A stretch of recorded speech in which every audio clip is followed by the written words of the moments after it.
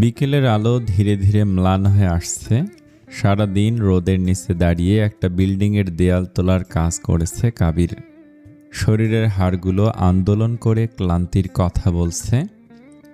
মালিকপক্ষ থেকে খাবারের অফার করলেও কাবিরের দলের কেউ নেয় না। সেই খাবার খরচ মজুরিতে যোগ করা হয়। তাছাড়া কাবিরের দলের প্রায় সবার বিয়ে শাদী হওয়ায় খাওয়া দাওয়া নিয়ে সমস্যা নেই।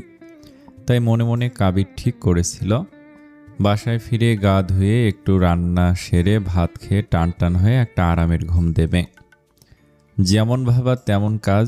বাড়ি ফিরে খাওয়া দাওয়া করে যেই না বিছানায় যাবে তার আগে দরজার খটখট আওয়াজ কর্ণগোচর হলো কাবিরের।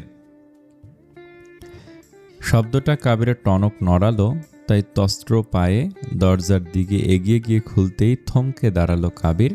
কারণ এই সময়ে সামনের মানুষটি অপ্রত্যাশিত। দরজার সামনে প্রীতিশা দাঁড়িয়ে আছে। কাবির কশ্চিনকালেও ভাবেনি এই মেয়ে এই বিকেলে এভাবে তার বাসার সামনে এসে দাঁড়াবে। মেয়েটার পরনে হাঁটু পর্যন্ত ঢিলে ঢালা গোলাপি টি শার্ট, গলায় সাদা স্কার্ফ ঝোলানো।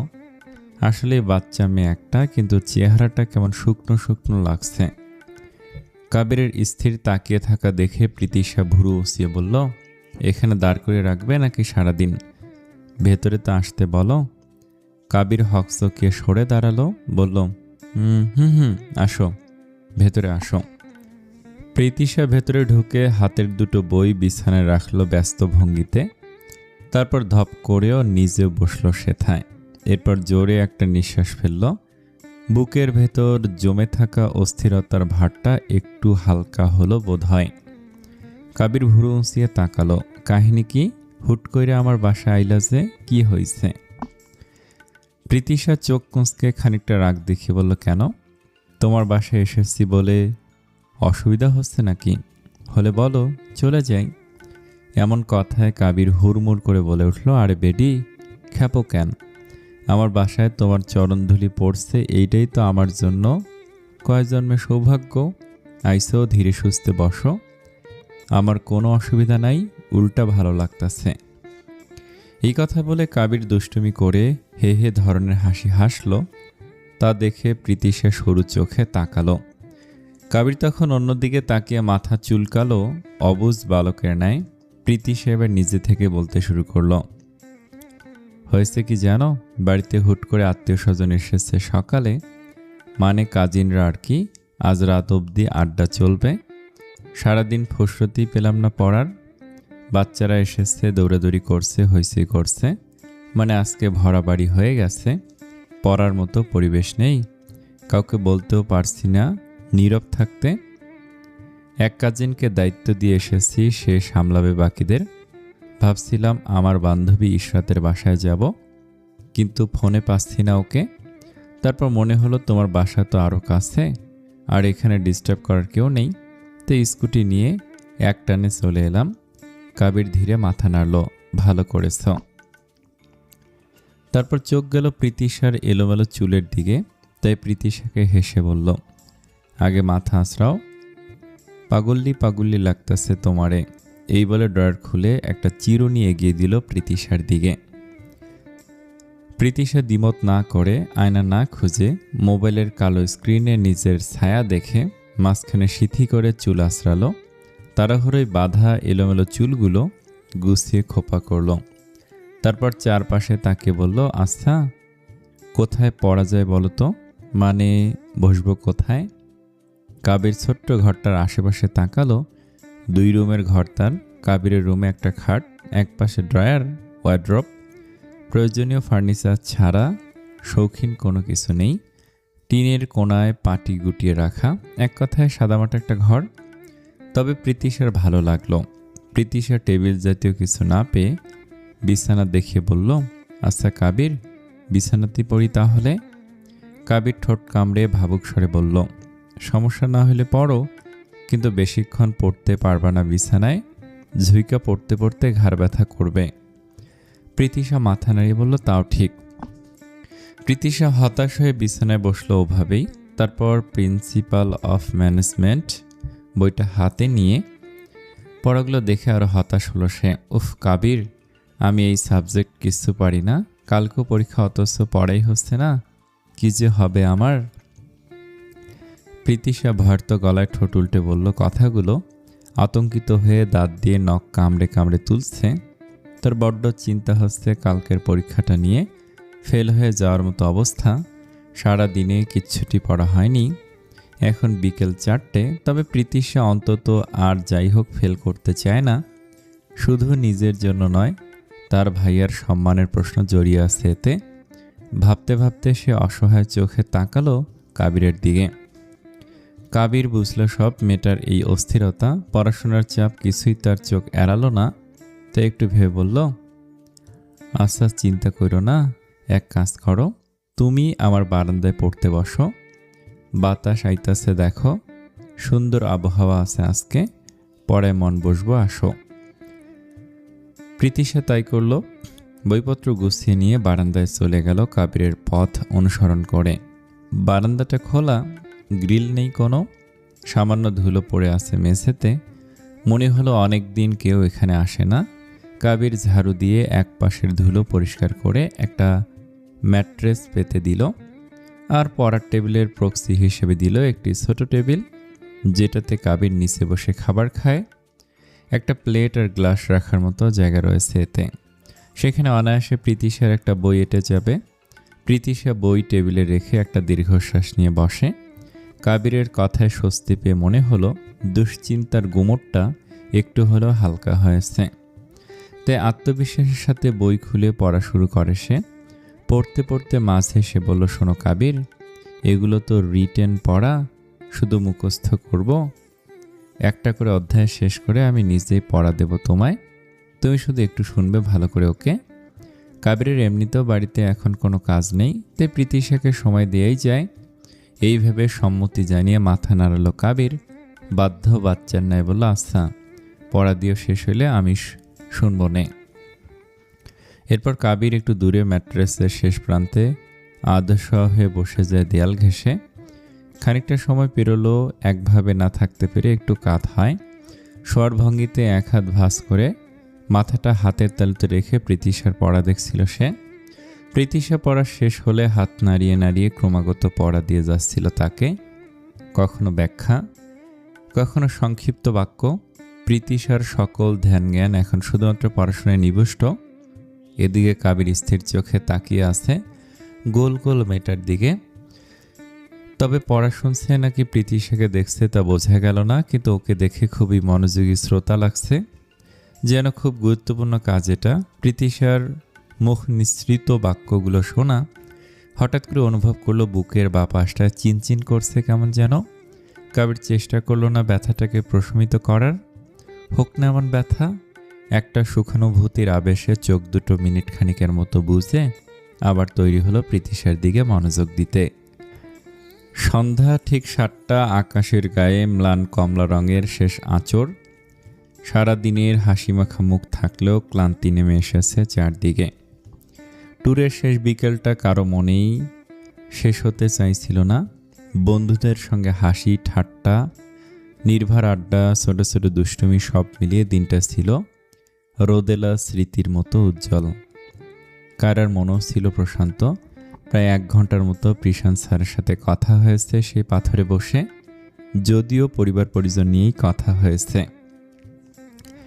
তবে কায়রা অবাক ছিল পুরোটা সময়, কিন্তু মনটা আছে না ভালো লাগায় ভরে গেছিল প্রিশানের এই স্বাভাবিকতায়। এমন সময় প্রিশান শিক্ষার্থীদের উদ্দেশ্যে ডাক দিল ভারী কণ্ঠে, dear students, after 15 minutes we will get on the bus, so everyone pack up your backpack and gather your other belongings. কথাগুলো শুনে দলবদ্ধ কোলাহল একটু শৃঙ্খলায় বাধা পড়ল। এবার সবাই ব্যস্ত হলো গোছগাছতে। কেউ ব্যাগের চেইন টানছে গোছানো শেষে, কেউ পানির বোতল ভরছে, কেউ বা শেষবারের মতো ছবি তুলছে প্রাকৃতিক দৃশ্যের। বাস দুটো মেইন রোডে দাঁড়িয়ে, হেডলাইটগুলো সন্ধ্যার অন্ধকারকে ঠেলে রাখার চেষ্টা করছে। কারা নিজের ব্যাগ গুছিয়ে রওনা দিল বাসের উদ্দেশ্যে। হাঁটতে হাঁটতে তার গলার স্কার্ফটা বাতাসে একটু দুলে উঠছিল। ঠিক তখনই জিহাদ ডেকে উঠল, কায়রা, সব নিয়েছিস তো ঠিকভাবে? কিছু ফেলে যাস না আবার। দীপ্তিও নিজের ব্যাগ দেখতে দেখতে সায় দিল, হ্যাঁ ভালো করে চেক কর। কায়রা হেসে বলল, সব নিয়েছি, আর তোদের দাঁড়িয়ে থাকতে হবে না আমার জন্য, তোরা এগোতে থাক। আমি একটা স্ট্রবেরি জুস নিয়ে আসছি, যেতে যেতে খাবো। জিহাদ হেসে হাত নেড়ে বলল, আচ্ছা তাড়াতাড়ি আয়। কায়রা নিজের ভাইদের নিজের আপডেট মেসেজ জানিয়ে দৌড়ে সামনের দোকান থেকে একটা স্ট্রবেরি জুস নিল। ছোট্ট কাঁচের বোতলটা হাতে নিয়ে সে হাঁটতে শুরু করলো বাসের দিকে। সে জানতো না শকুনি দুই চোখ জোড়া তাকে বেশ কিছুক্ষণ ধরে অনুসরণ করছে। দুটি ছেলে বাইক নিয়ে রাস্তার পাশে দাঁড়িয়েছিল। কেয়ার পেছন পেছন ধীরে ধীরে বাইক নিয়ে এগোচ্ছিল। তাদের গতিতে ছিল হিসেবে স্থিরতা। এবার তাদের উদ্দেশ্য সাধনের উপযুক্ত সময় এসেছে। আশেপাশে লোকজন কম। পেছনে বসা ছেলেটি এক হাতে গ্লাভস পরে নিল, অন্য হাতে ধরা একটি কাঁচের শিশি। ভেতরের তরল পদার্থ টকবক করছে, দাহন শক্তি বহন করে। হ্যাঁ, হাইড্রোক্লোরিক অ্যাসিড এটি, যা তারা পরিকল্পিতভাবেই এনেছে। ছেলেটা চারপাশে একবার দ্রুত চোখ বুলিয়ে চলন্ত বাইক থেকে সামান্য ঝুঁকে পড়ল। বাস আর কায়রার মাঝের দূরত্ব তখন খুব বেশি নয়। জিহাদ দীপ্তিরা অনেকটাই সামনে, কৃষাণও এগিয়ে গিয়েছিল। কায়রা ঝুঁকে পড়েছিল নিজের শুলেস ঠিক করবে বলে। ঠিক তখনই ছেলেটি শিশির ভেতরের তরলটি ছুঁড়ে দিল কায়রার দিকে। তারপর সর্বোচ্চ বেগে বাইক নিয়ে ছুটে গেল লোক চক্ষুর আড়ালে। কায়রা বাসে উঠেই পড়ত, কিন্তু তার আগেই ঘটল সেই অনাকাঙ্ক্ষিত পরিণতি। সবকিছু ঘটল এক নিমিষে, চোখের পলকে। যদিও কায়রার মুখ বরাবর লক্ষ্য ছিল তাদের, কিন্তু সে ঝুঁকে যাওয়ায় তরলটি গিয়ে পড়ল তার পিঠে। তরলটা গায়ে পড়ার পর প্রথম কয়েক সেকেন্ড সে বুঝতেই পারেনি কি হয়েছে। তারপর হঠাৎ একটা ছিন্ন ভিন্ন করে দেয়া শব্দ ফেটে বেড়ালো তার বুকের ভেতর থেকে। ওটা শুধু চিৎকার ছিল না, ওটা ছিল আতঙ্ক, যন্ত্রণা আর অবিশ্বাসের এক বিস্ফোরণ। পরমুহূর্তে তার কণ্ঠ থেকে উঠে এলো অমানবিক চিৎকার। তার কণ্ঠ এক লহমায় ভেঙে গেল, গলা ফেটে বেরোতে লাগলো তীক্ষ্ণ কর্কশ মেলি আর্তনাদ। হাতের ব্যাগ ছিটকে পড়ে গেল রাস্তায়। তার পিঠের চামড়া মুহূর্তে জ্বলে উঠল, জামা কুঁচকে গেল, তীব্র দাহে শরীর কেঁপে উঠল। শব্দটা এত তীব্র ছিল যে আশেপাশের কথাবার্তা, সড়কের গাড়ির হর্ন, মানুষের হাঁকডাক সব স্তব্ধ হয়ে গেল। সময় নিজেই থমকে দাঁড়ালো সেই আওয়াজে। তার চিৎকারে ছিল হঠাৎ করে গলা কেটে ফেলা মুরগির মতো ছটফটানি। প্রতিটা নিঃশ্বাসে যন্ত্রণা অনুভূত হচ্ছে, আর প্রতিটা শব্দ বেরোচ্ছে ছিন্ন গলার ভেতর দিয়ে। সে চিৎকার করছিল শুধু ব্যথায় নয়, ভয়ে, অপমানে, অসহায়তায়। কণ্ঠস্বর ধীরে ধীরে কর্কশ হয়ে উঠছিল, তবু থামছিল না। মনে হচ্ছিল তার চিৎকার আকাশ ফুঁড়ে উপরে উঠছে। শেষ দিকে শব্দটা ভেঙে ভেঙে যাচ্ছিল, পূর্ণ আর্তনাদ আর বেরোচ্ছে না, শুধু কাঁপা ছিন্ন শ্বাসের শব্দ ক্ষীণ হচ্ছিল ক্রমেই। তারপর এক সময় সেই ভয়ঙ্কর চিৎকার হঠাৎ থেমে যায়, আর সেই থেমে যাওয়া চারপাশে নীরবতার চেয়েও ভয়ঙ্কর হয়ে যায়। আকস্মিক গগনবিদারী চিৎকারে ইলেকট্রিক তারে বসে থাকা পাখিরা হুড়হুড় করে উড়ে গেল ডানা ঝাপটাতে ঝাপটাতে। বাসের ভেতর থেকে সবাই ছুটে বেরিয়ে এলো। জিহাদ আর দীপ্তি পেছনে তাকিয়ে জমে গেল। কায়রার আর্তচিৎকার কৃষাণ ঘুরে তাকাতেই দেখল কায়রা রাস্তায় লুটিয়ে ছটফট করছে। ঠিক তখনই নিয়তির নির্মমতা আরও একবার ঝাঁপিয়ে পড়ল। মরার ওপর খাঁড়ার ঘা হয়ে গর্জন তুলে একটি চলন্ত ট্রাক ছুটে এলো অভিপ্রেতভাবে, আর চোখের পলকে কায়রার বাম পায়ের হাঁটুর উপর দিয়ে চলে গেল উচ্চ বেগে। কায়রার পা থেকে রক্তের বর্ষণ হলো, রাস্তা জুড়ে ছড়িয়ে পড়ল আতঙ্ক, আর আকাশের বুক চিরে ওঠা চিৎকার মিলিয়ে গেল এক গভীর স্তব্ধ শূন্যতায়। এইসব ঘটনাগুলো যেন পাক পরিকল্পিত ছিল। কৃষ্ণের হাত থেকে ব্যাগ পড়ে গেল। পৃথিবীটা এক মুহূর্তে শব্দহীন হয়ে গেল তার কাছে। কৃষাণ স্তব্ধ হয়ে যায়, হুঁশজ্ঞান লোপ পায় ওর। তারপর হুঁশ ফিরতে সে দৌড়ে গেল কায়রার কাছে। চারপাশে আতঙ্ক, কান্না, চিৎকার। কেউ মুখ চেপে ধরেছে, কেউ কাঁপছে, কেউ বুঝে উঠতে পারছে না কি করবে। ততক্ষণে জিহাদ, দীপ্তি সহ অন্যান্য শিক্ষার্থীরা ভিড় করছে ঘটনাস্থলে। কারার পিঠের কাপড় গলে কুঁচকে গেছে, পা থেকে গলগল করে পড়া লাল রক্ত আর দগ্ধ ত্বকের বিভীষিকা রাস্তার ধুলোর সঙ্গে মিশে গেছে। তার শরীর কাঁপছে যন্ত্রণায়, শ্বাস কেঁপে কেঁপে উঠছে। তারপর হঠাৎই সেই কণ্ঠ রোধ করে আর্তনাদ থেমে গেল। সে অচেতন হয়ে পড়ল প্রিশানের বুকেই। প্রিশান তাকে দুহাতে আগলে ধরে, বার কয়েক কায়রার গালে চাপড় দিয়ে ডাকলেও সাড়া আসে না। এরপর প্রিশান কাঁপা গলায় বিকারগ্রস্তের ন্যায় চিৎকার করে উঠল, অ্যাম্বুলেন্স কল করো কুইক। সন্ধ্যার আকাশ তখন সম্পূর্ণ অন্ধকারে ঢেকে গেছে। দিনের সব হাসি, সব উচ্ছ্বাস মুহূর্তে ছাই হয়ে উড়ে গেল বাতাসে। শুধু রাস্তায় পড়ে রইল এক নিষ্ঠুর ঘটনার দগদগে দাগ আর কয়েকজন তরুণ হৃদয়ের ভেঙে পড়া চেহারা। তারা সচক্ষে সাক্ষী হলো এই হৃদয় বিদারক ঘটনার। হাসপাতালের কেবিনের নীরবতা বিরাজমান। Sylhet MAG Osmani medical college হাসপাতালে কায়রা ভর্তি। কেবিনের বাইরে প্রিশান আর আমিনুল স্যার বসে আছে। দীপ্তি আর জিহাদ একটু দূরে দাঁড়িয়ে আছে, কিন্তু মনোযোগ পুরোটা ইমার্জেন্সি ওয়ার্ডের দরজায়, যেখানে কায়রা রয়েছে। এরই মধ্যে প্রধান শিক্ষক নির্দেশ দিয়েছেন বাকি শিক্ষার্থীদের যথাসময়ে ফিরিয়ে আনার জন্য। কায়রার দুই ভাইকেও জানানো হয়েছে সম্পূর্ণ ঘটনা। তার ইতিমধ্যে ইমার্জেন্সি ফ্লাইটে আসছে সিলেটের পথে। ততক্ষণে সংবাদ মাধ্যমে ঘটনাটি ছড়িয়ে পড়েছে ব্রেকিং নিউজের মর্যাদা পেয়ে। হেডলাইন পুরো শহরের আকাশ ঢেকে দিয়েছে। এমপি কায়রাব তাজওয়ার খানের বোন এসিডে দগ্ধ। বড় বড় অক্ষরে লেখা এই শিরোনাম সবার নজরে পড়েছে, কিন্তু হেডলাইনের আড়ালে লুকিয়ে আছে বিশৃঙ্খলা, বিভ্রান্তি আর অযাচিত তথ্যের ঝড়। কায়রার সঙ্গে জড়িয়ে পড়া গুজব মুহূর্তে ছড়িয়ে পড়ছে সামাজিক মাধ্যমে। মানুষ একে অপরের কণ্ঠে, ছায়ায়, অনলাইন ফিডে একটুখানি সত্য আর অনেক অন্ধবিশ্বাস মিশিয়ে খবর ছড়াচ্ছে। কেউ বলছে এটি প্রেম সংক্রান্ত সম্পর্কের ফল, আবার কেউ আঙুল তুলছে রাজনৈতিক ও পারিবারিক যুক্তিতে। কিন্তু এইসব অনুমান শুধুই কল্পনার খেলা, বাস্তবতার সঙ্গে কোনো মিল নেই। শহরের মানুষ কেউ শিউরে ওঠে খবর জেনে, কেউ কৌতূহলে চোখ বড় করে, কেউ আবার কেবল থমকে দাঁড়ায় খবর শুনে।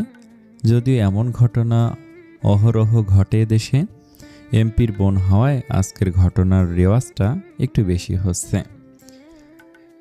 এদিকে কায়রার পাশে থাকা প্রিয় মানুষদের মনে হাহাকার। বাড়ির লোকেরা না জানি কি অবস্থায় আছে, তারা জানে খবরের অন্ধ্রগুলো কখনো সত্যের সঙ্গে যায় না, কিন্তু এর ভেতরে ঢুকে পড়া অযাচিত শব্দ, হাহাকার এবং অপূর্ণ বোধ সব মিলিয়ে নিস্তব্ধতার মধ্যে একটা গভীর চাপ সৃষ্টি করেছে তাদের জন্য। এদিকে দীপ্তি হু হু করে কাঁদছে। জিহাদ তার কাঁধে হাত রাখে সন্তর্পণে আর ধীরে ধীরে শান্ত করার চেষ্টা করে মেয়েটাকে। প্রিশান হাসপাতালের কেবিনের বাইরে চেয়ারে বসে আছে আমিনুল স্যারের পাশে। দুহাত মুঠো করে চোখ বন্ধ করে সে ঝুঁকে আছে। চোখ বন্ধ হলেও চোখের ভেতর আগের ঘটনাটা ভেসে উঠছে। প্রিশানের শার্টে এখনও রক্ত লেগে। প্রিশানকে দেখলে বোঝা যাচ্ছে না এখন ওর ভেতরে কি পরিমাণ ঝড় বইছে। এ তো কয়েক ঘন্টা আগে স্বাভাবিক কথোপকথন হলো দুজনার। নিয়তির নির্মমতা, সময়ের নিষ্ঠুরতা সব কিছু এক মুহূর্তে বিপর্যস্ত করে দিল। প্রিশান নিজেকে মনে মনে দোষারোপ করছে। যেহেতু সব শিক্ষার্থী তার তত্ত্বাবধানে ছিল, কায়রাও তার তত্ত্বাবধানেই ছিল, তাই এর দোষও তার, এর দায়ও তার। সব কিছু আমার দোষ। মনের মধ্যে বারবার গর্জন করছে এই শব্দগুলো। হাসপাতালের ঘড়ির কাঁটা 3 ঘন্টা অতিক্রম করেছে। এরই মধ্যে আগমন ঘটে কায়রাব ও কাবিরের। দুই ভাই একসাথে হিংস্রভাবে পা ফেলে এসেছে। তাদের চোখ মুখ লাল, রক্তে ভেজা। কায়রাব জিহাদের দিকে তাকে জিজ্ঞেস করে, কোন ওয়ার্ডে নেওয়া হয়েছে কায়রাকে? জিহাদ হাত বাড়িয়ে সামনের ওয়ার্ডের দিকে ইশারা করল। কায়রাব ধীরে ধীরে এগিয়ে গিয়ে দরজায় হাত রাখল এবং অবশেষে নিচে বসে পড়ল ধপ করে। কাবির মানসিক দিক থেকে কায়রাভের চেয়ে অনেকাংশে শক্তিশালী। ওর সহ্য ক্ষমতা 1000 গুণ বেশি, তাই এই ঘটনায় কায়রাভ দুর্বল হলেও কাবির শান্ত রয়েছে। কিন্তু কষ্টের মাত্রা কেউ কারো চেয়ে কম নয়। কায়রাভের কণ্ঠে ঝরল এক মৃদু বিষণ্ণ আওয়াজ, আমার বোনটা বাঁচবে তো? কৃষাণের টনক নড়ল, সেও আতকে ওঠে বাচ্চা মরার প্রশ্নে। কায়রাভের কথায় কাবির আতঙ্কিত হয়ে তার দিকে ঘুরে তাকালো। ভাইজান চুপ করো, এসব কি কইতাছ? কায়রাভের ম্লান কণ্ঠে বলল, এই জন্য তো আমি বোনটারে চোখের আড়াল হতে দিলাম না। ওর এই ট্যুরে আসাতেও রাজি ছিলাম না, তোর কথায় আমি রাজি হয়েছিলাম কাবির। কাবির চমকে উঠে মলিন চোখে তাকায় বড় ভাইয়ের দিকে। মলিন স্বরে বলল, তুমি কি আমার দোষারোপ করতেছ ভাইজান? কায়রাভ হালকা তাচ্ছিল্য হাসি দিল। সব কষ্টের মাঝেও সে কিছুটা নির্লিপ্ত। কৃষাণ তখন দৃঢ় গলায় বলল, একে অপরকে অযথা দোষারোপ করা বন্ধ করুন। এই পরিস্থিতিতে ভেঙে না পড়ে সংযম ধরার চেষ্টা করুন। জানি কঠিন, তবে এছাড়া আর কিছু করার নেই, শুধুমাত্র আল্লাহর কাছে দোয়া করা ছাড়া। কায়রাভ চোখ সরিয়ে কৃষাণের দিকে তাকালো। সুদর্শন পুরুষটির গায়ের শার্ট রক্তে ভেজা। কায়রাভ অনুমান করে নিল কায়রার রক্ত হয়তো, তাই অবাক হয়ে বলল, আপনি? কৃষাণ দৃঢ় কণ্ঠে বলল, আমি কৃষাণ শেখ, কায়রার শিক্ষক। কাবির তখন জিহাদ ও দীপ্তির দিকে এগিয়ে গিয়ে দাঁড়ালো। শীতল গলায় জিজ্ঞেস করলো, তোমরা কায়রার বন্ধু না? ওই ঘটনার সময় কোথায় আছিলা? দীপ্তি নিঃশ্বাস ফেলে বলল, আমরা একটু দূরে দাঁড়িয়েছিলাম বাসের কাছে সড়কে। কায়রা তখন জুস কিনতে গিয়েছিল, জুস হাতে আমাদের দিকে আসছিল, তখন এই দুর্ঘটনা ঘটে। কাবির শীতল দৃষ্টি নিক্ষেপ করে ভারী গলায় বলল, যা যা দেখছ এখন একে একে সব খুইলা কও, উইথ ডিটেলস। জিহাদ মুখ খুলল। দীপ্তিও যা দেখেছে তার কথা মতো কথা শুরু করলো। প্রতিটা কথা এক এক করে এক রহস্যময় জট খুলছে, তবে অস্পষ্ট। তাদের চোখে মিশে যাচ্ছে ভয়ের সঙ্গে অশ্রু। দীর্ঘ 3 ঘন্টা অস্ত্রোপচারের পর জ্ঞান ফিরল কায়রার। চোখ খোলে ধীরে ধীরে, পৃথিবীর আলো দেখে চোখ ভরে, কিন্তু সে কথা বলতে পারছে না। এক ফোঁটা শব্দ নেই। চঞ্চল ঠোঁটে, মুখে অক্সিজেন মাস্ক, হাতে ক্যানোলা, বাম পায়ে হাঁটুতে ব্যান্ডেজ। কয়েক ঘন্টার মধ্যেই ছটফটে শরীরটা শীর্ণ আর রুগ্ন লাগছে। যুদ্ধ করে রুহু তার শরীরে ফিরেছে, কিন্তু তার জীবনের চরম সত্য এখনও সে জানে না, জানানো হয়নি তাকে।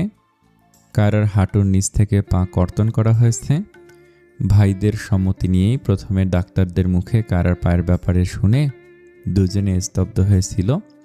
ডাক্তার বলেছেন, পায়ের হাড় ও পেশি যতটুকু ধ্বংস হয়েছে তাতে সেটি আর পূর্ণ গঠনযোগ্য নয়। মাংসপেশি, লিগামেন্ট ও নাড়ি অনেকটা ক্ষতিগ্রস্ত হওয়ার পায়ের কার্যকারিতা ফেরানো সম্ভব না। পায়ে রক্ত চলাচলে স্থায়ীভাবে বন্ধ হয়ে গেছে এবং টিস্যু মরতে শুরু করেছে। এখন আবেগের উপর ভিত্তি করে পা রাখা সম্ভব হয় না। সেক্ষেত্রে পা না কেটে রাখলে কিডনি ও অন্যান্য অঙ্গ ক্ষতিগ্রস্ত হতে পারে। এতে জীবন হুমকিতে পড়বে কায়রার। এইসব শুনে তারা মনকে বুঝিয়ে এই কঠিন সিদ্ধান্ত নিয়েই নিল। এছাড়া বোনকে বাঁচানো যেত না, না হলে অতিরিক্ত রক্তক্ষরণে মরে যাওয়ার সম্ভাবনা ছিল কায়রার। কাবির আর কায়রাব দুই ভাই এখন নির্লিপ্ত, চোখের অশ্রু শুকিয়েছে। শুধু একটাই দোয়া, বোনটাকে বাঁচানো। চেয়ারে স্থির হয়ে বসেছিল কায়রাব, মাথা হালকা ব্যথায় দোল খাচ্ছে। মনে মনে ভাবছে কিভাবে এই সত্যটা কায়রার কাছে পৌঁছাবে। ওর আর্তনাদ, ওর আতঙ্ক কিভাবে সহ্য করবে তারা। চোখে অজান্তে ভয় আর অসহনীয় যন্ত্রণা উকি দিচ্ছে এসব ভেবে। না জানি মেয়েটা সত্যিটা মানতে কত যন্ত্রণা হয়। ভাই হয়ে সেই যন্ত্রণার উপশম করতে পারবে না, সম্ভব না। হাসপাতালের নীরবতা কেবল ঘড়ির টিকটিক শব্দে ভেঙে যাচ্ছে। ডাক্তার অস্ত্রোপচার শেষে বাইরে এসে বলে গেলেন, পেশেন্ট আউট অফ ডেঞ্জার, একটু পর কেবিনে দেওয়া হবে, 8 ঘন্টা পর দেখা করতে পারবেন, তবে একজন একজন প্লিজ। দুই ভাই একসাথে স্বস্তির নিঃশ্বাস ফেলল। কৃষাণ এখনো যায়নি কোথাও। জিহাদ আর দীপ্তিকে আমিনুল স্যারের সাথে পাঠানো হয়েছে। কায়রাব নিঃশব্দে বসে থাকে সেখানেও। ভেতরে চিন্তার দুঃখের পাহাড় একটু কমলো। কায়রাকে সত্যটা মানানোর জন্য প্রস্তুতি, ধৈর্য আর নিঃশব্দ ভালোবাসা, এই তিনটাই এখন তাদের অস্ত্র। হাসপাতালের স্থানটি নীরব, বাতাসে ভেসে বেড়াচ্ছে অজানা আশা আর অদ্ভুত শান্তি। কাবির নিচে একপাশে বসে আছে। সে ভাবছে সামনে যে কষ্টের মুহূর্ত আসবে তা ধীরে ধীরে মোকাবেলা করতে হবে। বোনের চোখে আর্তনাদ সামলাতে হবে দুজনকে। এখন শুধু সময়ই বলতে পারে কায়রার হৃদয় কতটা শক্ত, আর কায়রাব আর কাবির কতটা ধৈর্যবান নিজেদের বোনকে সামলাতে। তাছাড়া বোনের জীবনের চেয়ে ভবিষ্যতের চিন্তা গুরুত্বপূর্ণ নয় তাদের কাছে। ভবিষ্যতে যাই হোক না কেন, বোনকে সারা জীবন পালার সামর্থ্য তাদের দুই ভাইয়ের ঢের আছে। কেবিনের নরম ক্ষীণ আলোয় শুয়ে আছে কায়রা।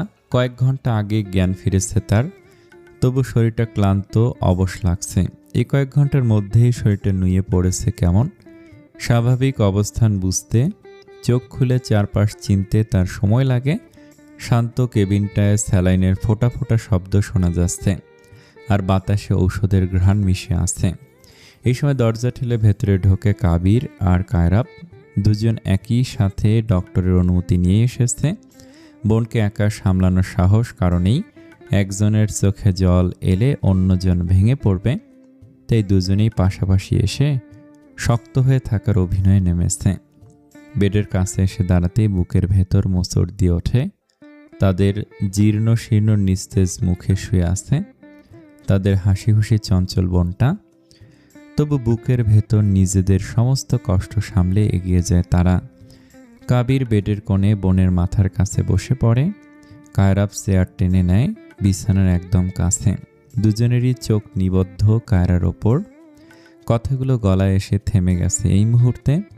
কায়রা চোখ পিটপিট করে খুলে বুঝতে পারে তার ভাইয়া এসেছে। জখমকৃত ঠোঁট নাড়াতে গিয়ে চাপা ব্যথায় কুঁকড়ে ওঠে সে। তবু নিভু নিভু গলায় ডাকে, ভাইজান। বোনের ডাক শুনে ব্যস্ত ভঙ্গিতে একই সাথে সাড়া দেয় দুই ভাই। এই তো ভাইজান আছি। রাস্তার ওপর পড়ে যাওয়ায় ঠোঁটের কোণে ক্ষত হয়েছে। কথা বলতে গিয়ে ঠোঁট নাড়াতে কষ্ট হচ্ছে তার। আবার পিঠের জ্বালা পোড়া ব্যথা অনুভব হতে কায়রা মুখ কুঁচকাচ্ছে। তবু ব্যথা ভুলে চোখ খিঁচে ক্ষীণস্বরে বলল, ভাইজান আমাকে তোলো একটু। শুয়ে থাকতে কষ্ট হচ্ছে, পিঠটা জ্বালা পোড়া করছে, তোলো আমায়। দুই ভাই খুব সাবধানে তাকে তুলে বসায়। তাদের কাঁধে ভর দিয়ে উঠে বসে কায়রা। হেলান দেয় না, পাচ্ছে না পিঠে আবার জ্বালা করবে ভেবে। বসে থাকা একটু শ্রেয়। কায়রাব তাকিয়ে থাকে বোনটার মলিন মুখের দিকে। কায়রার চোখে তখনও ভাসছে সেই বিভীষিকাময় মুহূর্ত। শরীরের ক্ষত যত না জ্বলছে তার চেয়ে বেশি জ্বলছে মনে লাগা আঘাত। তবু ভাইদের সামনে দুর্বল হচ্ছে না। এই একগুয়ে দৃঢ়তা তার চেনা স্বভাব। শক্ত গোছের মেয়ে হওয়ায় হাউমাউ করে কাঁদল না, শুধু চোখের কোণ বেয়ে ধীরে অশ্রু গড়িয়ে পড়ল যন্ত্রণার প্রকাশ হিসাবে। কায়রাব ধীরে জিজ্ঞেস করে, কারা ছিল, মুখ দেখেছিস, চিনিস কাউকে? কায়রা মাথা নাড়ে দুপাশে না, সব আফসা চোখে ভাসছে। হঠাৎই কায়রার মনে অন্য এক ভাবনা উদয় হয়। তার চেহারা ঠিক আছে তো? তার মুখ কি বিকৃত হয়েছে? এই ভয় গলা চেপে ধরে তাকে। সে কাবিরের হাত চেপে বিভ্রান্ত চিত্তে বলে ওঠে, আচ্ছা ভাইজান, আমার মুখ ঠিক আছে তো, নাকি ঝলসে গেছে? একটা আয়না দাও তো দেখবো আমি। কাবির বোনের মাথায় ঠোঁট ছুঁয়ে বলে, উত্তেজিত হইস না, মুখে কিছু হয় নাই, সব পিঠের ওপর দিয়ে গেছে। তবু কায়রার মন শান্ত হয় না। নিজের রূপ বিকৃত হয়ে গেছে এই আশঙ্কায় তার বুক কেঁপে ওঠে। তাও নিশ্চিত হতে জেদ করে বলল, না ভাইজান, আয়না দাও আমায়, আমি দেখব, নিয়ে আসো। কাবির শেষমেশ না পেয়ে ফোনের স্ক্রিন এগিয়ে দেয়। কায়রা ফোন হাতে নিয়ে নিজের গাল ছুঁয়ে খুঁটিয়ে খুঁটিয়ে দেখে নিজেকে। মুখ অক্ষত, শুধু ঠোঁটের কোণে সামান্য ছুলে গেছে। নিজেকে ধীরে ধীরে বোঝায় এ ঠিক হয়ে যাবে কিছুদিন পর। তারপর কায়রাফের দিকে তাকে দুর্বল স্বরে বলল, আমার পিঠের কি অবস্থা বলেছে ডাক্তার, এটা কি ঠিক হবে না? কায়রা বোনের হাত শক্ত করে ধরে আশ্বাস দিয়ে বলল, হবে, সব ঠিক হবে, তুই আগে শান্ত হ। কায়রা নিশ্চিন্ত হয়ে কাবিরের বুকে মাথা ঠেকে রাখে। কিছুক্ষণ চুপ থেকে আচমকা ফুঁপিয়ে ওঠে, আমি বাসায় যাব ভাইজান, নিয়ে চলো আমাকে, আর কখনো কোথাও ঘুরতে যেতে চাইবো না, কখনো না। কায়রা উঠে দাঁড়িয়ে বোনের মাথায় হাত বুলিয়ে দেয়। গলাটা ভারী হয়ে আসে, তবু স্বাভাবিক থাকার চেষ্টা করে। ডক্টরের সাথে কথা বলি, যদি আজ নেওয়া যায় আজই নিয়ে যাব, তোকে এখানে রেখে আমারও মন সায় দিচ্ছে না, বাদ বাকি ট্রিটমেন্ট সব বাড়িতে হবে। কারা ধীরে মাথা নাড়ে, ও এখনও ওর পায়ের অবস্থা জানে না, ও শুধু জানে ওর পিঠটা ঝলসে গিয়েছে। তার অজান্তেই চাদরের নিচে লুকিয়ে আছে আরেকটি নির্মম সত্য, তার জীবনের নিষ্ঠুর সত্য। কাবিরের বুকের ভেতরটা কেঁপে ওঠে সেই চিন্তায়, যখন কারা সব জানবে তখন তার হাসি খুশি বোনটা কতটা ভেঙে পড়বে, কতটা যন্ত্রণা সইবে। কারা মুখ তুলে মিনমিন করে বলে, ওয়াশরুমে যাব ভাইজান। কাবির মাথা নেড়ে ছাড়ল কারাকে। কারা কোনো কিছু না ভেবে নিজের চাদর সরাতে গেলে চোখে পড়ে হাঁটুর গোড়ায় ব্যান্ডেজ যুক্ত পা, আর একটা পা নেই। আচমকা এই দৃশ্য চোখে পড়তেই উচ্চ স্বরে চিৎকার করে ওঠে কায়রা। কায়রার এই চিৎকার বুক ফাটা আর্তনাদ কানে আসে বাইরে বসে থাকা প্রিশানেরও। প্রিশান ভয় পেয়ে ছুটে আসতে গিয়ে জানালা দিয়ে দেখে দুই ভাই সামলাচ্ছে তাকে, তাই দু পা পিছিয়ে যায়। এখন কায়রা সবচেয়ে নিরাপদ আশ্রয় রয়েছে ভেবে আর এগোয় না। এদিকে হাউমাউ করে কাঁদছে কায়রা, এতক্ষণের জমে থাকা সব কষ্ট যন্ত্রণা উগড়ে দিচ্ছে একসাথে। এবার আর নিজেকে সামলাতে পারল না। কি থেকে কি হলো, ও চিৎকার করে শুধু একটা বাক্য আওড়াচ্ছে বারবার, আমার পা, আমার পা। কাবির ছটফটানো বোনকে শক্ত করে ধরে রেখেছে, কায়রাবও ধরে রেখেছে। তারা ভেবে এসেছিল নিজেরা জানাবে, কিন্তু ঘটনার আকস্মিকতায় বোঝানোর সময়ই পেল না। এখন দুই ভাই জাপটে ধরে আছে বোনকে, নড়তেও দিচ্ছে না। ক্রমাগত চিৎকারের ফলে গলা ভেঙে এখন শুধু ফোঁপাচ্ছে কায়রা, মুখ থেকে শব্দ বের হচ্ছে না। দুই ভাইয়ের স্পর্শে কায়রা একটু থিতু হয়, কিন্তু ভয় তার চোখে থেকে যায়, যেন হঠাৎ সব কিছু থেমে শেষ হয়ে গেছে। ও শেষ হয়ে গেছে, একেবারে শেষ হয়ে গেছে। কাবির নিজেও বোনের করুণ আর্তনাদে যোগ দিল। আজ কাবিরও কাঁদল নীরবে। সে সেভাবে কেঁদেছিল মায়ের মৃত্যুতে, আর আজ বোনের জন্য। কায়রাভাও আর সামলাতে পারল না নিজেকে। এত করুণ পরিস্থিতি নিরসনের উপায় পেল না সে। তিন ভাই বোন একসাথে কাঁদল আজ খুব করে। এই পরিস্থিতিতে কোনো সান্ত্বনা তাদের কাছে পৌঁছায়নি, শুধু ব্যথার বিশালতা। মিলিত আর্তনাদে রচিত একটি ক্ষণস্থায়ী মুহূর্তের সৃষ্টি হলো। কেবিনের সাদা দেয়াল নীরব সাক্ষী হয়ে থাকলো সে ক্ষণের। একটা সময় থামলো তারা, তিন ভাই বোন চুপ হলো, আর কেউ উচ্চস্বরে কাঁদল না। নীরব থাকলো তারা, কারো মুখে কোনো শব্দ নেই। নীরবতার ভেতরে জমে উঠল অশ্রু আর এক অদৃশ্য অঙ্গীকার, যাই হোক তারা একসাথে সামলাবে, যেমনটা এত বছর করে এসেছে। প্রায় ঘন্টাখানেক বোনের কাছে ছিল তারা দুজন। এতক্ষণ বোনকে সামলিয়েছে, বুঝিয়েছে। অতঃপর কায়রা বুঝতে পেরেছে বাস্তবতা ও নিজের জীবনের চরম সত্যকে নির্লিপ্তভাবে মেনে নিয়েছে। কান্না থামার পর কায়রা চুপ করে আছে সেই থেকে, কোনো প্রতিক্রিয়া করছে না। চোখ দুটো অদ্ভুত রকম স্থির, নিশ্চল। কায়রাব আর ঘাটল না। এবার কায়রাব সিদ্ধান্ত নিয়েছে বোনকে বাড়ি নিয়ে যাবে, বাদবাকি চিকিৎসা বাড়িতেই চলবে। হসপিটালের আনুষ্ঠানিকতা সম্পূর্ণ করতে কায়রাব কেবিন থেকে বের হয়। ঘড়িতে রাত 3:30 বেজে গেছে। কেবিনের দরজার বাইরে এসে সে দেখতে পায় প্রিশান চেয়ারে হেলান দিয়ে ক্লান্ত শরীরে চোখ বুজে বসে আছে। কায়রাব ধীরে এগিয়ে গিয়ে বলল, আপনি এখনো আছেন? প্রিশান কারো গলা পেয়ে হঠাৎ চোখ খুলে সামনে কায়রাবকে দেখে সোজা হয়ে বসে। তারপর ধীর স্বরে উত্তরে বলল, মনের শান্তির জন্য এখানে ছিলাম, মাঝপথে ছেড়ে যেতে বলছেন? কায়রাব বিনত স্বরে উত্তর দিল, না না, আমি সেটা মিন করিনি। আপনি সঠিক সময়ে বোনটাকে হাসপাতাল নিয়ে এসেছিলেন, এর জন্য আমরা চিরকৃতজ্ঞ আপনার প্রতি। প্রিশান মলিন হেসে মাথা নেড়ে বললে, এসব বলবেন না। কায়রা কেমন আছে এখন? শারীরিক অবস্থা তো জানেনি, মানসিকভাবে ভেঙে পড়েছে মেয়েটা, তবে এখন শান্ত আছে। কায়রা মৃদু স্বরে উত্তর দিল। প্রিশান একটু ইতস্তত করছিল দেখা করতে চাওয়ায়, তবু বলেই ফেলে, আপনারা অনুমতি দিলে কায়রার সঙ্গে দেখা করতে চাই। জি অবশ্যই, অনুমতির প্রয়োজন নেই, যান গিয়ে দেখা করে আসুন, কায়রা শান্তভাবে বলল। প্রিশান মাথা নেড়ে ধীরে ধীরে কেবিনের দিকে এগোলো। ততক্ষণে কাবির বেরিয়ে এসেছে কেবিন থেকে। কাবির কায়রাবকে বলল, কায়রার জন্য কিছু খাবার আনতে হব, খিদা লাগছে ওর। নিচে গিয়ে আমি নিয়ে আসি, তুমি এই জায়গায় থাকো। কায়রাব মাথা নেড়ে সম্মতি জানালো। এরপর প্রিশান ধীর পায়ে কেবিনের ভেতর প্রবেশ করলো। দেখলো কায়রা শুয়ে আছে। বসতে গেলেই ওর মাথা কেমন ঘুরছে, পায়ের দিকে তাকাতে পারছে না। প্রিশানের দিকে চোখ পড়তে সে থমকে গেল। ভাবলো, এখনো জানি স্যার, কি প্রয়োজন ছিল? প্রিশান চেয়ার টেনে বসলো কায়রার পাশে। কায়রা এবার ওদিকে তাকাতে পারল না। চোখ ঘুরিয়ে সিলিংয়ের দিকে তাকালো। এক ফোঁটা জল চোখের কার্নিশ বেয়ে নেমে এলো ধারার মতো।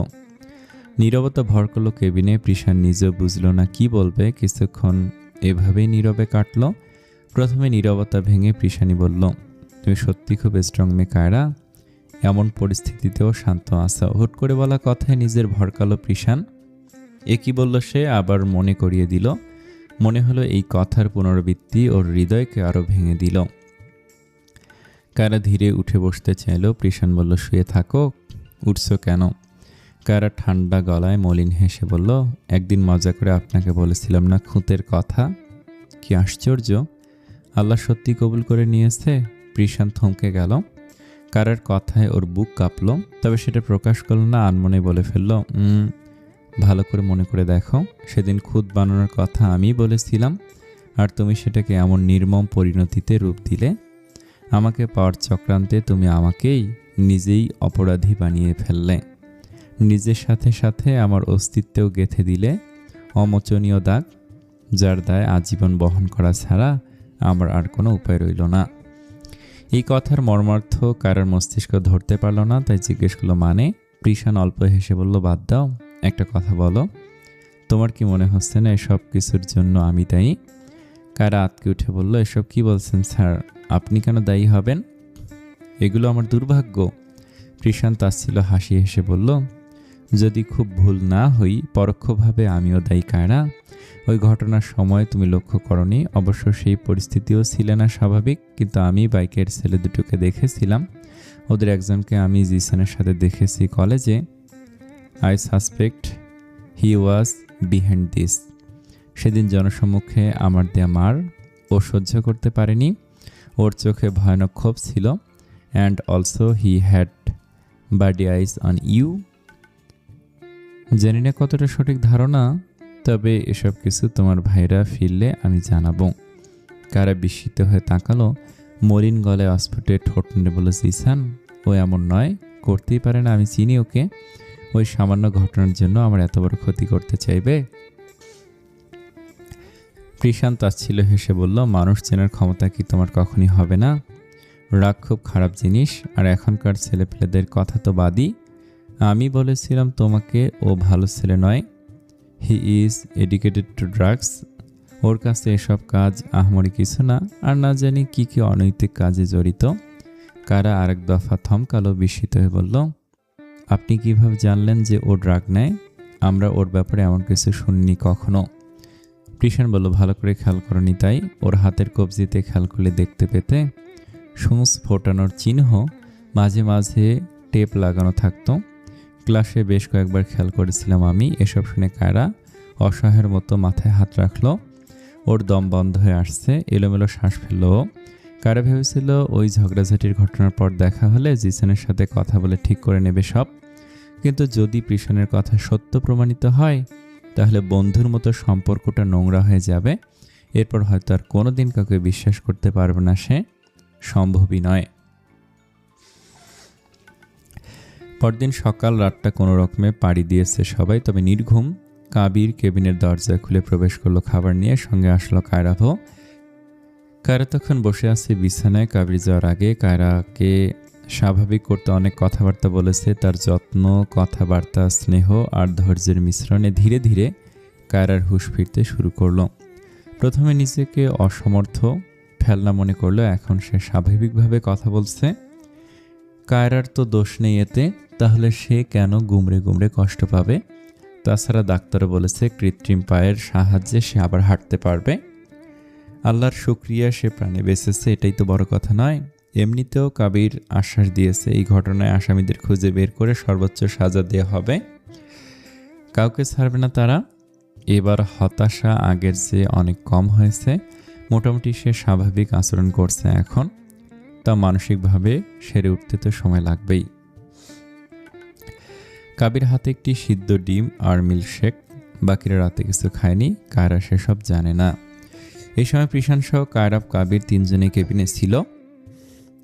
আপনার টিকিটও কেটেছি, একেবারে আমাদের সাথেই ফিরবেন, কায়রাব মৃদু কণ্ঠে বলল প্রিশানকে। প্রিশান অবাক হয়ে বলল, এর কোনো প্রয়োজন ছিল না। কায়রাব হাসি মুখে জবাব দিল, আপনি আমাদের মাঝপথে ছেড়ে যাননি, এবার আমরা কি করে যাই? প্রিশান বিনয়ী ভঙ্গিতে আলতো হাসল বিনিময়ে। এই সময় কাবির ডিম খাওয়াচ্ছে কায়রাকে জোর করে। কায়রা নাক মুচকে বিরক্ত গলায় বলল, সামনে থেকে সরাও ভাইজান, এই ডিম কে খায় ভাই? কাবিরের চোখে হালকা রাগের আভাস, কিন্তু তাতে রয়েছে মমতার ছোঁয়া বেশি। সে ধমক দিল, তুই অসুস্থ?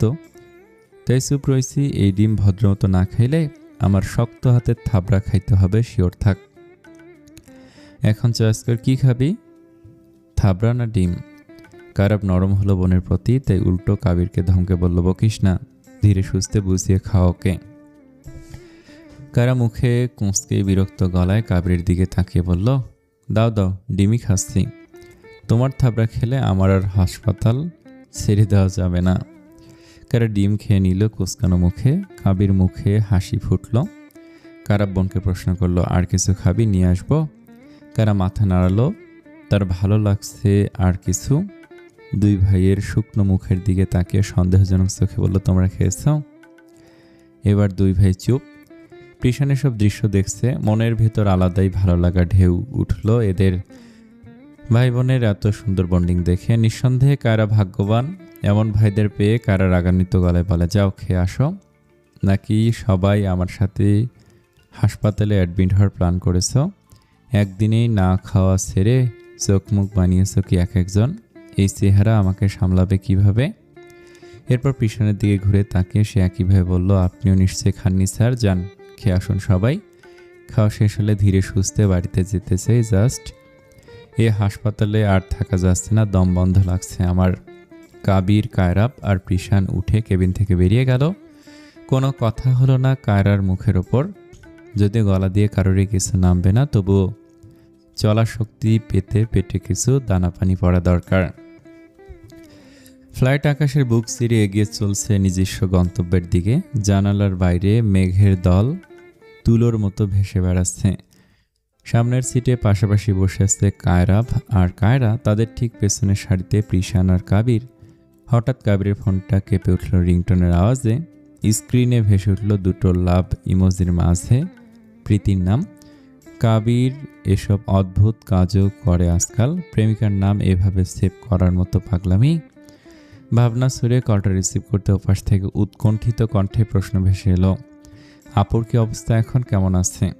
কাবির জানালার দিকে তাকিয়ে শান্ত গলায় বলল, আছে মোটামুটি। ওপাশ থেকে প্রীতিশা একটু স্বস্তির নিঃশ্বাস ফেলল। এরপর বলল, আল্লাহ সুস্থ করে দিক তাড়াতাড়ি, আমি নিজে সব দেখেছি কি থেকে কি হয়ে গেল। কাবির মাথা নেড়ে বলল, চিন্তা করো না, দোয়া করো বেশি বেশি। কথা বলতে বলতে হঠাৎ কাবিরের মনে হলো প্রীতিশার গলাটা আজ কেমন যেন অন্যরকম শোনাচ্ছে। কণ্ঠ হালকা ভাঙা ভাঙা লাগছে, মাঝে মাঝে নাক টানার আওয়াজও পেয়েছে কাবির। তো কাবির খানিকটা চিন্তিত স্বরে জিজ্ঞেস করলো, তোমার গলা এমন লাগতেছে কেন, ঘ্যার ঘ্যার করতেছে কেমন জানি? ওপাশ থেকে আবার সুরত করে নাক টানা শব্দ এলো। এদিকে প্রীতিশা খুশি হলো কাবিরের ছোট ছোট কেয়ারে।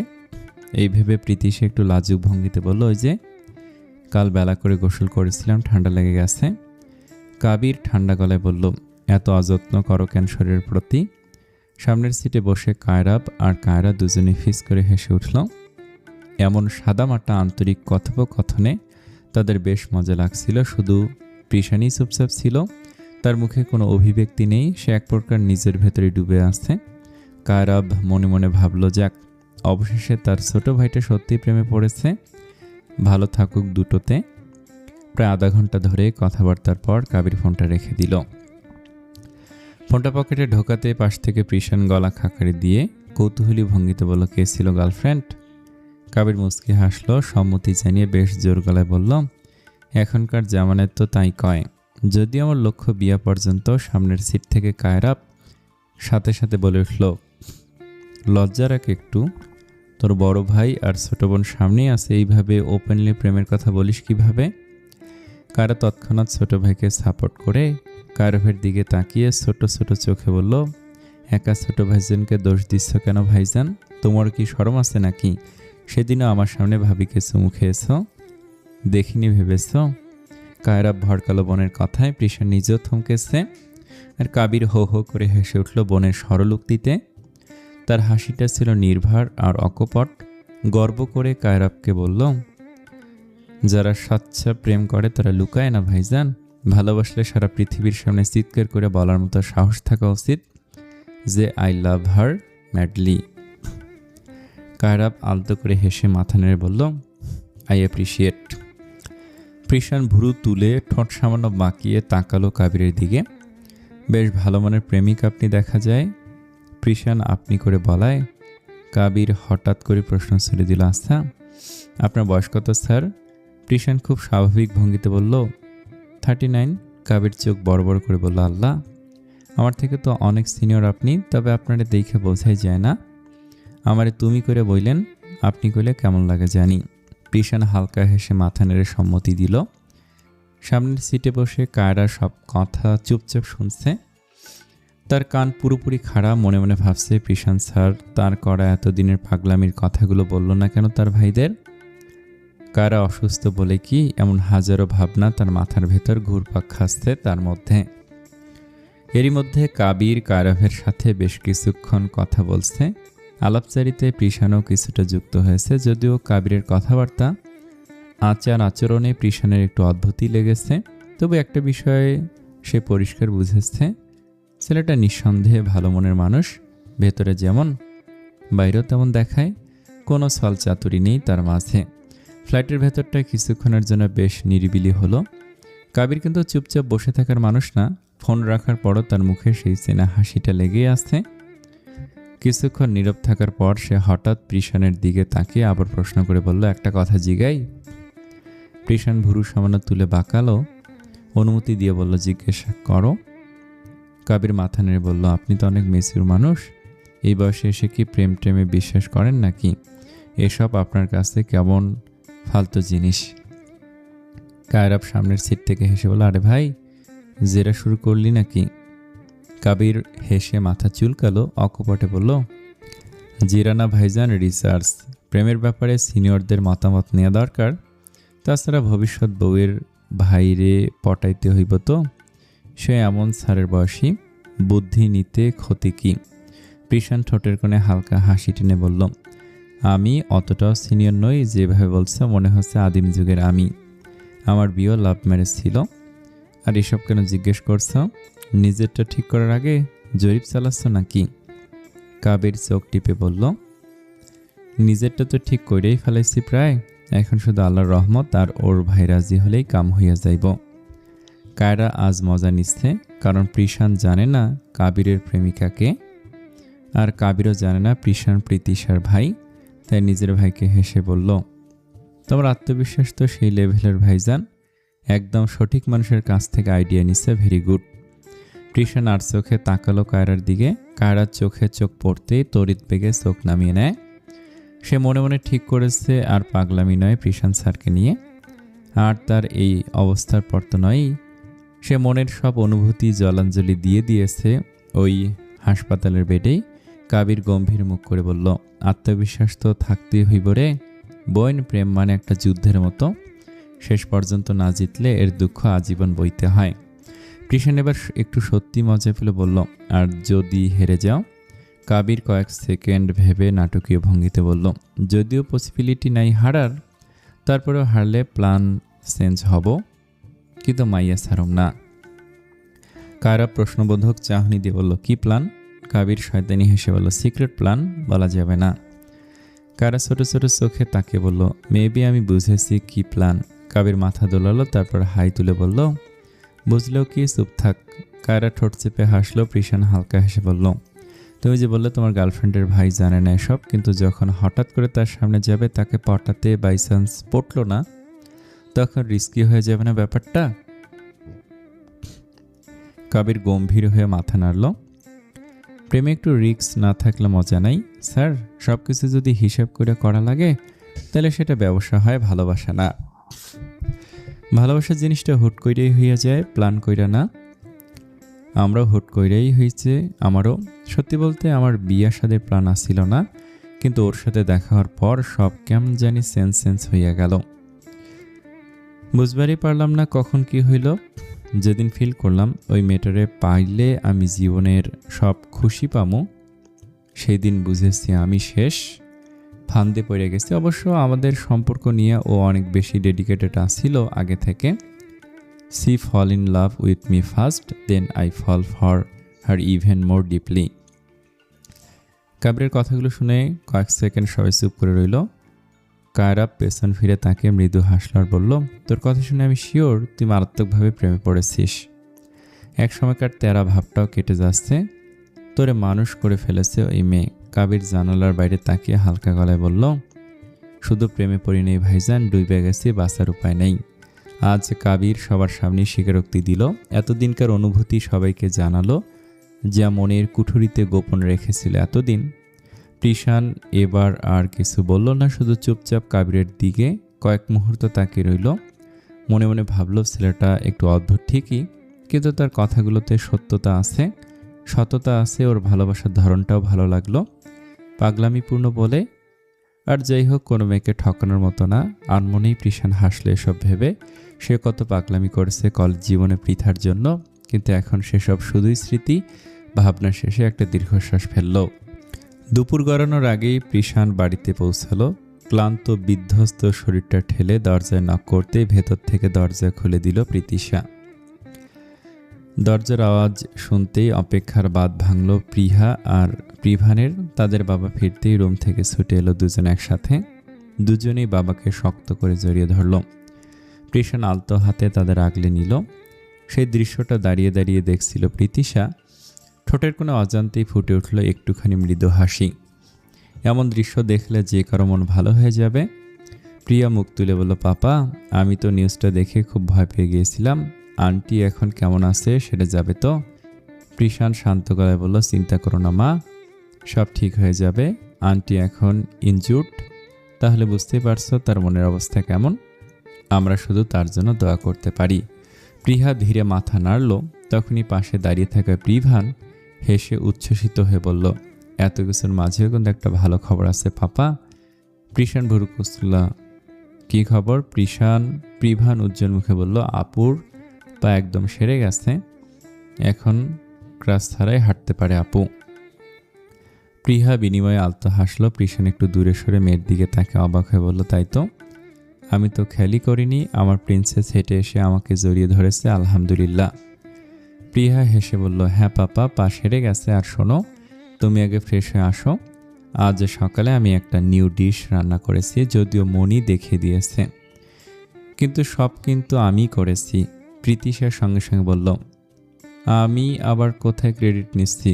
সবই তো তুই করেছিস, এভাবে ঘটা করে বলার কি আছে?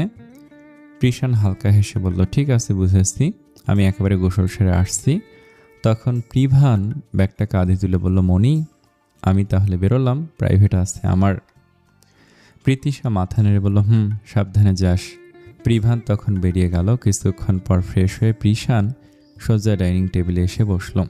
টেবিলে খাবারের জন্য খাবার সাজাতে সাজাতে প্রীতিশা বলল, ভাইয়া, আজ বিকেলে নিজাম আঙ্কেল আসছেন। কাল রাতে ফোন করেছিলেন আমায়, তোমায় পাচ্ছিলেন না, তাই। প্রিশান জিজ্ঞেস করলো, আচ্ছা আর কিছু বলেছে? প্রীতিশা হালকা নিঃশ্বাস ফেলে বলল, হ্যাঁ, অনেকক্ষণ কথা হলো। উদ্দেশ্যটা জানোই, এইবার দেশে থেকে একেবারে তোমার বিয়ে দিয়ে যাবে বলেছেন। প্রিশান ঠোঁট গোল করে দীর্ঘশ্বাস ফেলল। আমার আসলে কি বলা উচিত বলতো? কাউকে বোঝাতেই পারছি না আমার জীবনের কোনো অভিযোগ নেই, তবে এই বিয়ে কথাটা এখন খুব বিরক্ত লাগছে। সবাই একটু বেশি বাড়াবাড়ি করছে। যেখানে আমার ইচ্ছে নেই সেখানে কারো কথা কিভাবে থাকতে পারে? প্রীতিশা কিছুক্ষণ চুপ থেকে ধীরে বলল, সত্যি বলতে আমিও চাই তুমি বিয়ে করো। আমায় ভুল বোঝো না ভাইয়া, এখন তো অনেকেই সেকেন্ড ম্যারেজ করেছে, তুমি কেন এখনো অতীতটা আঁকড়ে পড়ে আসো? একটু এগিয়ে দেখো। এভাবে তো সারা জীবন থাকা যায় না, ভালো থাকার অধিকার তোমারও আছে। এরই মধ্যে প্রিহা প্লেটে খাবার তুলে নিয়ে এসে টেবিলে বসল। বাবার সঙ্গে তার সম্পর্কটা বন্ধুর মতোই, তাই কোনো কথা বলতে কেউই দ্বিধা করে না। চেয়ারে বসে প্রিহা বলল, পাপা, একটা কথা আমিও বলি। কৃষাণ হতাশ ভঙ্গিতে হেসে বলল, সবাই যখন বলছে তুমি বাদ যাবে কেন মা, বলো বলো শুনবো, আমার ধৈর্য আছে। প্রিয়া একটু থেমে বলল, আগে যখন নানা তোমার বিয়ের কথা তুলতো তখন আমার খুব রাগ হতো, মনে হতো মাম্মা ছাড়া পাপাকে অন্য কারোর সাথে দেখতে পারবো না। কিন্তু সেদিন নানা আমাকে কিছু কথা বলেছে, বলতে পারো বাস্তবতাটা বুঝিয়েছে, তখন হয়তো ঠিক বুঝিনি, কিন্তু এখন বুঝি কথাগুলোর মর্মার্থ। তোমার বিয়ে না করার অন্যতম কারণ আমরা, তাই না পাপা? কৃষাণ সায়জানি বলল, অবশ্যই তোমরা, কারণ একটা, আমি আমার বাচ্চাদের ফিউচার নিয়ে চিন্তা করি, অথচ তোমরা নিজেরা সৎমা চাইছ। বিষয়টা রিডিকিউলাস। প্রিয়া নাকচ করে বলল, তুমি আগেই নেগেটিভ ভাবছো কেন?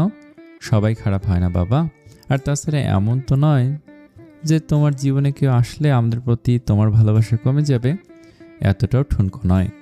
কৃষাণ চোখ বাঁকে বলল, বড্ড পাকা পাকা কথা বলছো তুমি।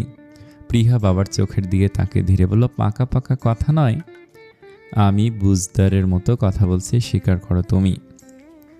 যাই হোক, মোট কথা আমিও চাই তোমার বিয়ে হোক, তুমি ভালো থাকো papa, you deserve to be happy life.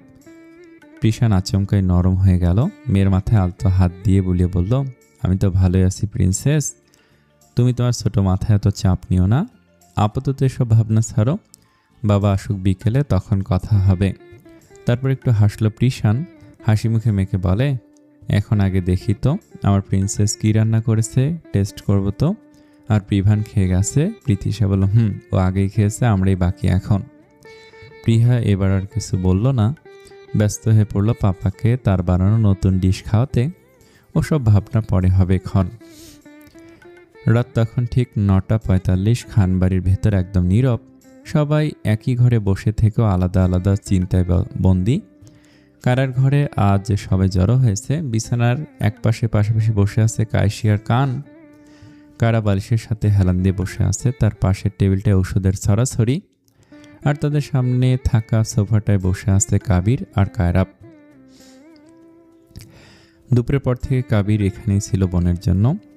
এখন হঠাৎই কাবির উঠে দাঁড়ালো, ধীর পায়ে এগিয়ে গেল বোনের দিকে। কায়রার মাথায় আলতো করে চুমুখে নরম গলায় বলল, জায়গা খারাপ লাগলে কল দিস। কায়রার চোখ দুটো তখনও ক্লান্ত আর বিষণ্ণ। সে মলিন স্বরে বলল, থেকে যাও না ভাইজান, একটা রাতও তো এই বাড়িতে কাটাও না, আমরা তো কখনোই একসাথে থাকলাম না। বোনের কথাটা শুনে কায়রাপ একটু থমকে গেল। কায়সি নীরবে তাকিয়ে আছে এই ভাই বোনদের দিকে। আসলেই কায়সি এই বাড়িতে বউ হয়ে আসার পর এক রাতও কাবিরকে এখানে থাকতে দেখেনি, অথচ এদের ভাই বোনের সম্পর্ক এত গভীর দেখলেই বোঝা যায়। তবু কাবির কেন আলাদা থাকে, সেই প্রশ্নটাই তার মনে বারবার ঘুরে ফিরে আসে। কাবির হালকা হেসে বোনের কপালে টোকা দিল স্বভাবসুলভভাবে, কই থাকেন একসাথে? একসাথে থাকা মানে এক ছাদের নিচে থাকা নাকি, পাগল মাইয়া? কায়রা আর জোর করলো না, সে জানে তার ভাইজান নিজের সিদ্ধান্ত থেকে সহজে সরে না। অটল সে, অগত্যা সে চুপ করেই রইল। কাবির দরজা খুলে বাইরে বেরিয়ে যাচ্ছিল। দরজা বন্ধ হওয়ার আগেই পেছন থেকে বেরিয়ে এলো কায়রাপ। সদর দরজা অবধি যাওয়ার আগেই হঠাৎ ডেকে উঠল, কাবির শোন। কাবির পেছন ফিরে তাকালো প্রশ্নবিদ্ধ চোখে। কায়রাপ এক মুহূর্ত দেরি না করে এগিয়ে এসে হঠাৎই ভাইকে জড়িয়ে ধরল। কাবির স্পষ্টতই চমকে গেল, তবু কিছু বলল না, শুধু আলতো করে ভাইয়ের পিঠে হাত রেখে নরম গলায় বলল, কি হয়েছে ভাইজান? কায়রাপ ধীরে ধীরে তাকে ছেড়ে দিল, মুখ ফুটে অদ্ভুত এক অস্বস্তি রেখা। তো বলল, হসপিটাল থেকে উল্টাপাল্টা কথা বলছিলাম, আমার উচিত হয়নি ভাই। কাবির কথাগুলো মাঝখানে থামিয়ে দিয়ে হেসে উঠল, সিরিয়াসলি ভাইজান, ওই কথা নিয়ে এখনো পড়ে আছে ধর, ওইসব আমি ধরি নাই। কায়রাপ মাথা নেড়ে বলল, না, কিন্তু পরে মনে হয়েছে ওভাবে বলা উচিত হয়নি তোকে, অযথা ব্লেম করতে যাচ্ছিলাম। আসলে কায়রার অবস্থা দেখে মাথা ঠিক ছিল না তখন। কাবির একটু মৃদু হেসে একটা অদ্ভুত কথা বলল, কায়রার অবস্থা দেখা কি খালি তোমার মাথা একা খারাপ হইল, আমার হয় নাই? কায়রাপ সচকিত বেগে তাকায়। কাবির একটু থেমে আবার বলল, অবশ্যই তুমি বলতে পারো, ও তো তোমার নিজের বোন, তাই চিন্তা তোমার বেশি। কথাটা শেষ হতে কায়রাপ স্থির হয়ে গেল, অবিশ্বাস্য চোখে তাকিয়ে রইল ভাইয়ের দিকে। এই কথাটা বলতে পারলো কাবির। কায়রাপ অবাক হয়ে বলল, এসব কি বলিস ভাই? কায়রা, আমার নিজের বোন মানে তোর বোন না ও? কাবির ঠোঁটে এক ফোঁটা হাসি ফুটল, তবে তা কষ্টের, হতাশার ভারী গলায় বলল, সত্যি তো এইটাই ভাইজান, আমি তো তোমাদের মায়ের পেটের কেউ না, অস্বীকার করবা? কায়রা ভাই এবার গম্ভীর হয়ে উঠল। আমাদের রক্ত এক কাবির, এইটা তুই অস্বীকার করবি? এইবার কাবিরের মুখের অভিব্যক্তি বদলে গেল, চোখ দুটো হঠাৎ করে কঠিন হয়ে উঠল। কঠিন ভারী গলায় বলল, দূষিত রক্ত ভাইজান, পরিশুদ্ধ না। এই রক্তেরে আমি ঘেন্না করি। Just I am done with caring this asshole father's blood. এক মুহূর্তে নীরবতা, তারপর কাবির আর দাঁড়ালো না, মুখে শুধু বলল, দেরি হইতেছে, গেলাম। কথাটা বলে হনহন করে হাঁটা দিল কাবির। মাথাটা চড়ে গেছে নিজের বাপের কথা শুনে। খানবাড়ির গেট পেরিয়ে অন্ধকারে মিলিয়ে গেল কাবিরের ছায়ামূর্তি। পেছনে দাঁড়িয়ে রইল কায়রা স্থির নির্বাক ভঙ্গিতে। তারই বার কি বলার, কাবিরের রাগ ক্ষোভ কোনো কিছুই অযৌক্তিক নয়। বিকেলের শেষ প্রহরে সূর্যের আলোটা কোমল সোনালি পরশ হয়ে নেমে আসছিল ধরণীর বুকে।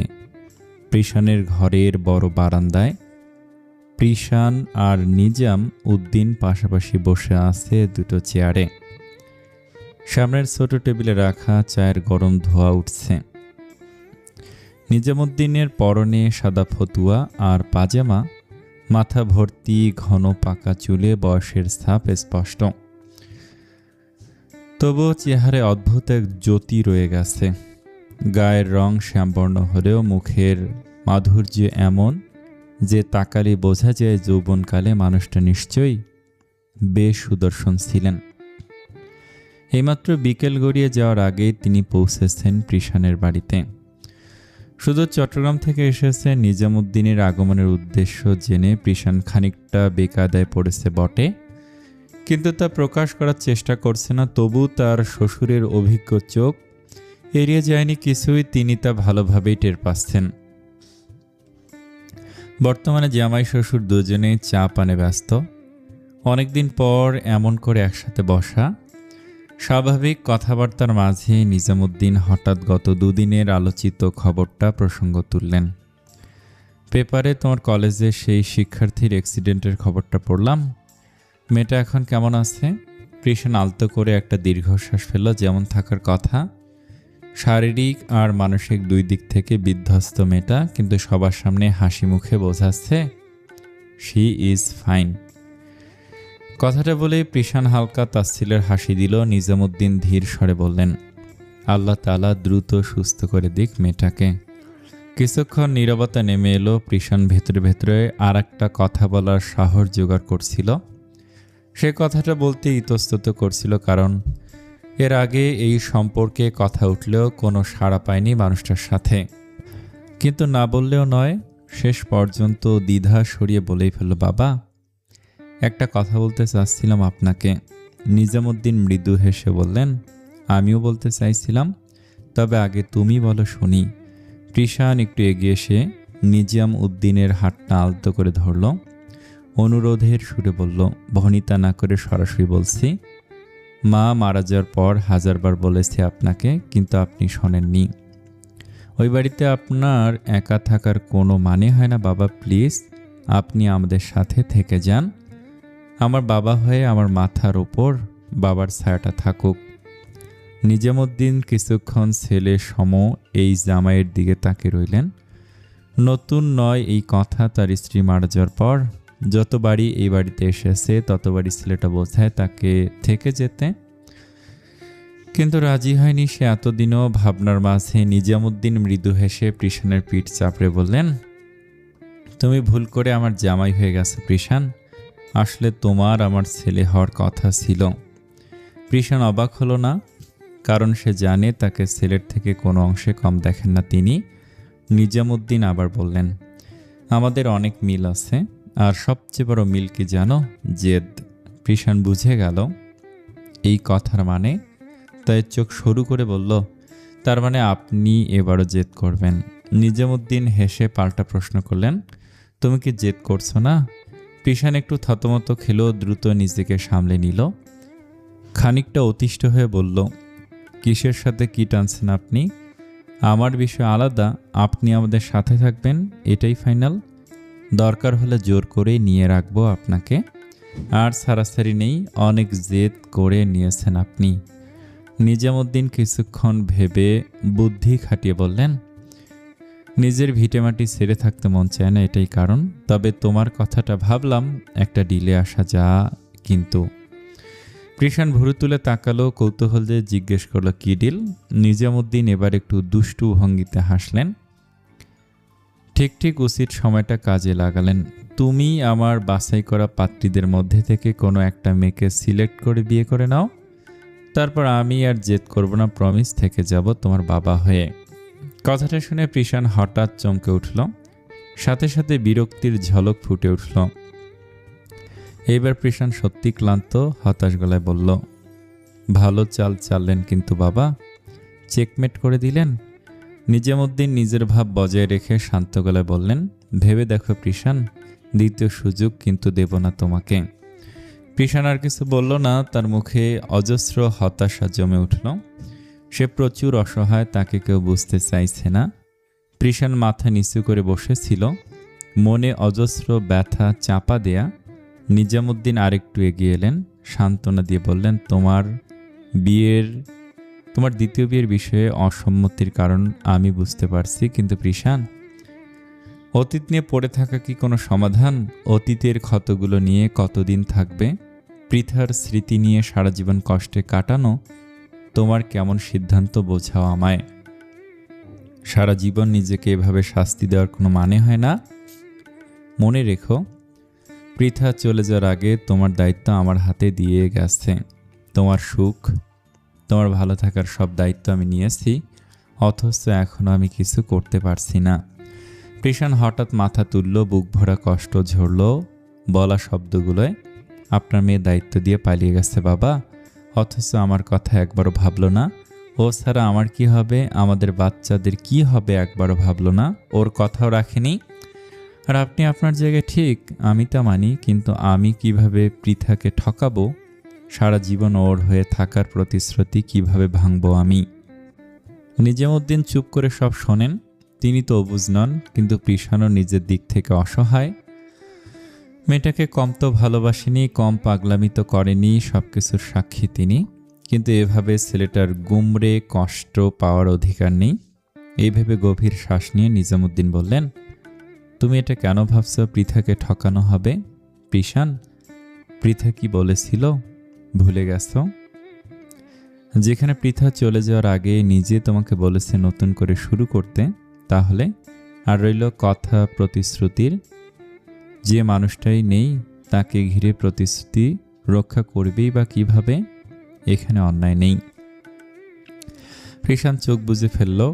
ও আসলে বুঝতে পারছে না কি করা উচিত আর কি নয়। সত্যি কি উচিত দ্বিতীয়বার জীবনকে সুযোগ দেয়া? এটা অন্যায় হবে না তো পৃথার প্রতি? এই চিন্তায় জাপটে ধরে কৃষাণকে। নিজামুদ্দিন কৃষাণের মনোভাব বুঝে তার কাঁধে হাত রাখলেন। একবার নিজেকে সুযোগ দাও কৃষাণ, আমি বিশ্বাস করি তুমি ভালো থাকবে। কৃষাণ কোনো উত্তর দিল না। দু হাতের কোনোই হাঁটুতে ভর দিয়ে মাথা ঠেকিয়ে রইল হাতের শক্ত মুঠোয়। ঘন ঘন শ্বাস ফেলল অস্থির হয়ে। তবে তার মনে একটা শান্তি কাজ করলো ডেস্টিনি ভেবে। যদি সত্যি উপরওয়ালা তার জন্য কাউকে ঠিক করে রাখে, তবে তাকে কৃষাণ পাবে। কৃষাণও এবার নিজেকে সুযোগ দিতে প্রস্তুত হলো মনে মনে। কায়রাবের পার্টি অফিস থেকে ফিরতে ফিরতে বেশ রাত হয়ে এসেছে। ক্লান্ত ছিল বিধায় একেবারে ফ্রেশ হয়ে সে সোজা বোনের রুমের দিকে চলে যায়। ঘরে ঢুকতে চোখ পড়ে কায়রার ওপর। মেয়েটা বিছানায় নিশ্চল হয়ে বসে আছে বরাবরের মতোই। পাশেই কায়েসি আর কানও চুপচাপ বসে আছে। কায়রাব দরজা পেরিয়ে ঘরে ঢুকে জিজ্ঞাসা করলো, ডাক্তার এসেছিল? দেখে গেছে তোকে? কায়রা হালকা মাথা নেড়ে ডয়ারের ওপর ছড়ানো ওষুধগুলো দেখে বলল, এসেছিল। আরও অনেকগুলো মেডিসিন দিয়ে গেছে। আগে কি কম ছিল নাকি? এবার ওগুলো তো গিলতে হবে। কায়রা হালকা হাসি দিয়ে বোনের পাশে বসল। কান চুপটি করে বাবার কোলে গিয়ে বসল। কান তার ফুপির সাথে কোনো দুষ্টুমি করেনি, কারণ কায়েসি মানা করে দিয়েছে, বলেছে তার ফুপি অসুস্থ, সে যেন বিরক্ত না করে। কানও বাধ্য ছেলের মতো মায়ের কথা শুনেছে। এদিকে কায়েসি কায়রার কাছেই রয়েছে আজ যে সারাদিন। কায়েসি বিছানা থেকে উঠে দাঁড়িয়ে ধীর কণ্ঠে বলল, কায়রা, আমি নুডলস বানিয়ে আনছি তোমার জন্য, এসে পিঠে অয়েনমেন্ট লাগিয়ে দেব তোমায়। কায়রা মাথা নাড়িয়ে সম্মতি জানালো।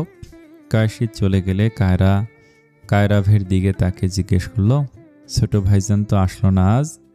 সন্ধ্যার পর আসবে বলেছিল তো। কায়রাব নিচের হালকা ঠোঁট কামড়ে ধরে চিন্তিত ভঙ্গিতে বলল, আসার কথা যখন বলেছে আসতোই। আমিও ওকে ফোনে পাচ্ছি না। বিকেলে একবার কল করেছিলাম, তখন সুইচ অফ বলল। দাঁড়া, আরেকবার ফোন করে দেখি। কায়রাভের ফোন করার আগেই নিজে থেকেই ফোন বেজে উঠল। নাম্বার দেখে কায়রাভের ভুরু কুঁচকালো, কারণ কাবিরের নাম্বার এটা নয়। রিসিভ করতে অপর পক্ষের কথায় মুখ থমথম হয়ে গেল কায়রাভের। আলতো করে ফোনটা বিছানার একপাশে রেখে দিল। কায়রা কৌতূহলবশত জিজ্ঞেস করলো, কি হয়েছে, কে ছিল?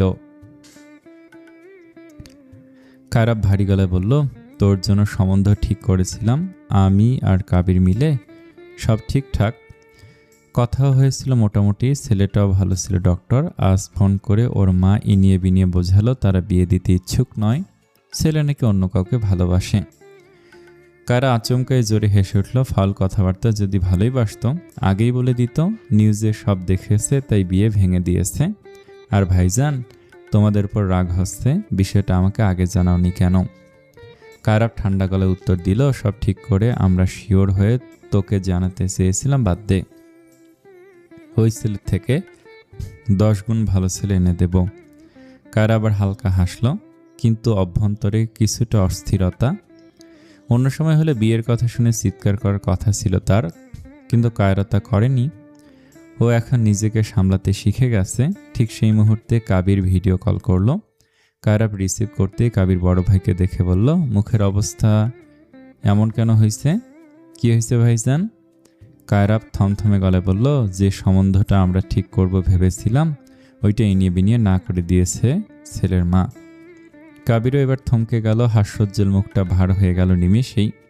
কায়রা তা দেখে হেসে বলল, ঠিকই আছে, প্রতিবন্ধী মেয়ের সাথে কে বিয়ে দেবে? কাবির ফোনের ওপাশ থেকে রাগে হিসিয়ে বলল, থাপড়ামু তোরে। মেজাজ খারাপ করিস না কায়রা, এমনিতেই মাথা মুথা ঠিক নাই। কায়রা চট করে নিজের হাতে ফোন নিয়ে বলল, কেন মেজাজ খারাপ হচ্ছে ভাইজান? সত্যি মানতে শেখো, তোমাদের বোন প্রতিবন্ধী, তার একটা পা নেই, এবার বিয়ে কিভাবে দেবে তোমরা? বোঝা হয়ে গেলাম তো। কাবির দাঁতে দাঁত চেপে বলল, কালকে বাড়িতে আইসে 100 থাপড়াইয়া যেমন তোরে, অতিরিক্ত বাড়াবাড়ি করতেছস এখন। কায়রা আলতো শ্বাস ফেল ভাইয়ের কথায়। এদিকে কায়রা হতাশ চোখে তাকিয়ে আছে এই দুই ভাই বোনের দিকে। কিছু বলার ভাষা নেই তার। এবার কায়রার হঠাৎ চোখ পড়ে কাবিরের আশেপাশে। কাবির একটি গাড়িতে কোথাও যাচ্ছে, স্ক্রিনে দেখা যাচ্ছে। পাশে ফিরোজ ভাইও আছে। কায়রা জিজ্ঞেস করলো, কোথায় যাচ্ছে ভাইজান এত রাতে? কাবির বাঁকা হেসে বলল, পিকনিক করবার গেছিলাম, নেক্সট টাইম তোরেও নিমুনির সাথে, কান্দিস না। কায়রা মনে সন্দেহের আঁচ পেল। কারা সন্দেহ হতে লাগে যে পিকনিক করতে যাবে না, এটা নিশ্চিত সে। এগুলো তার ভাইজানের হেয়ালি কথাবার্তা। তুই কায়রা কিছু বলতে যাবে তার আগেই কাবির বলে, ভাইজানের ফোন দে। কায়রা বিনা বাক্যে দিয়ে দিল, কিন্তু মন খুঁত খুঁত করছে। কাবির ফোনের ওপাশ থেকে বলে উঠল, ভাইজান কাম শেষ, কালকে ব্রেকিং নিউজের জন্য রেডি হও, অতিরিক্ত মদ্যপানে নিহত 3 যুবক।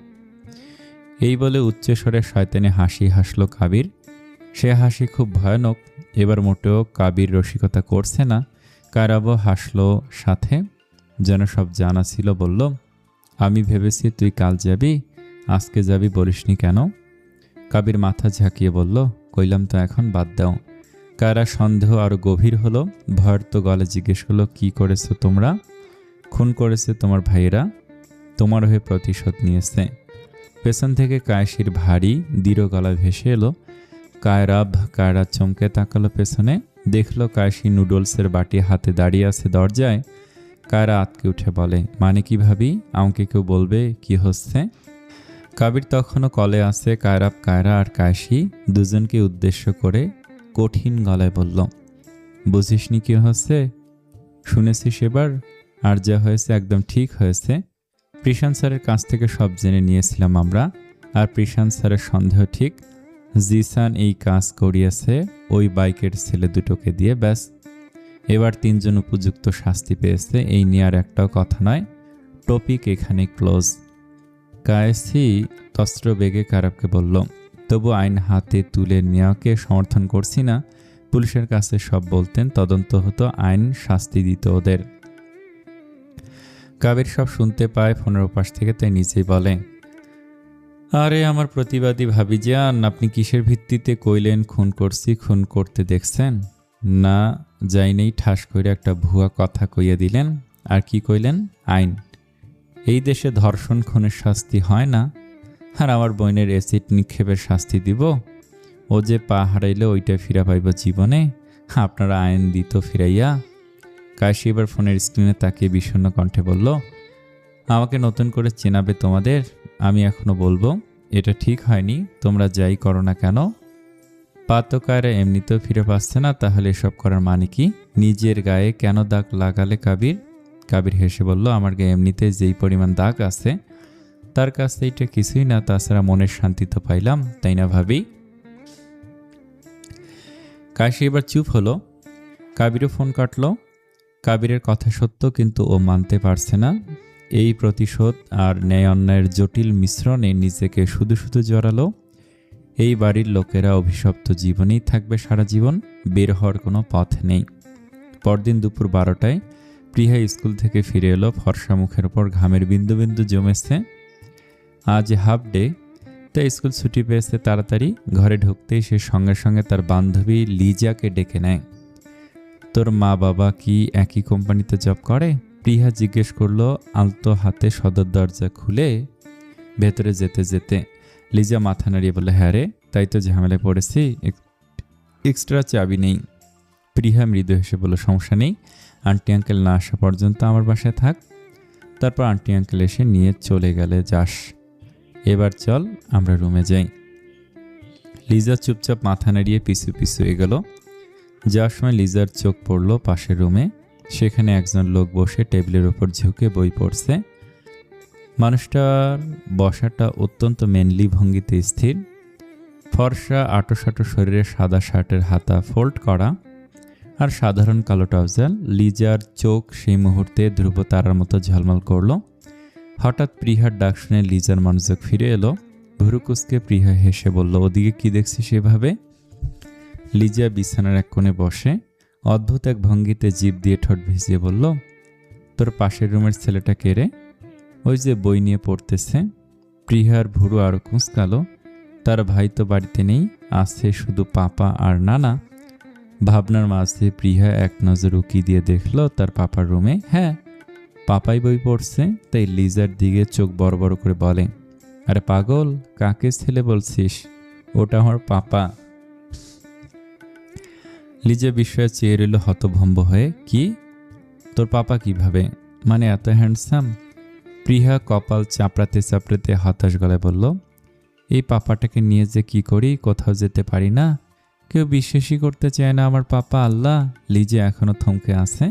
হালকা সন্দেহজনক কণ্ঠে বলল, আমার এখনো বিশ্বাস হচ্ছে না, আসলে কি তোর পাপা নাকি ঢপ মারছিস? প্রিহা খানিকটা রেগে দেয়ালে ফ্যামিলি ফটোর দিকে ইশারা করে বলল, আরে গাধি, দেয়ালে দেখ, আমাদের ফ্যামিলি ফটো আছে, দেখ ভালো করে। এই যে আমার পাপা, মাম্মা আর আমি, তখন ভাই হয়নি। ফটোটির সামনে লিজা এগিয়ে গিয়ে চুপচাপ দাঁড়িয়ে দেখতে লাগলো। এবার বিশ্বাস হতে শুরু করলো, কিন্তু হঠাৎ কান্না পেল তার, এই ভেবে যে দুনিয়ার সব সুন্দর ছেলেরা কেন এত তাড়াতাড়ি বিয়ে করে নেয়।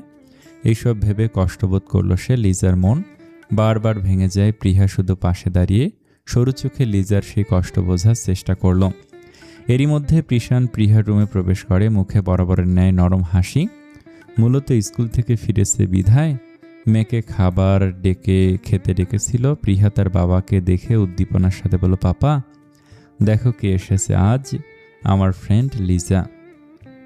প্রিশানের পাশে ফিরে সৌজন্যপূর্ণ হাসি দিল।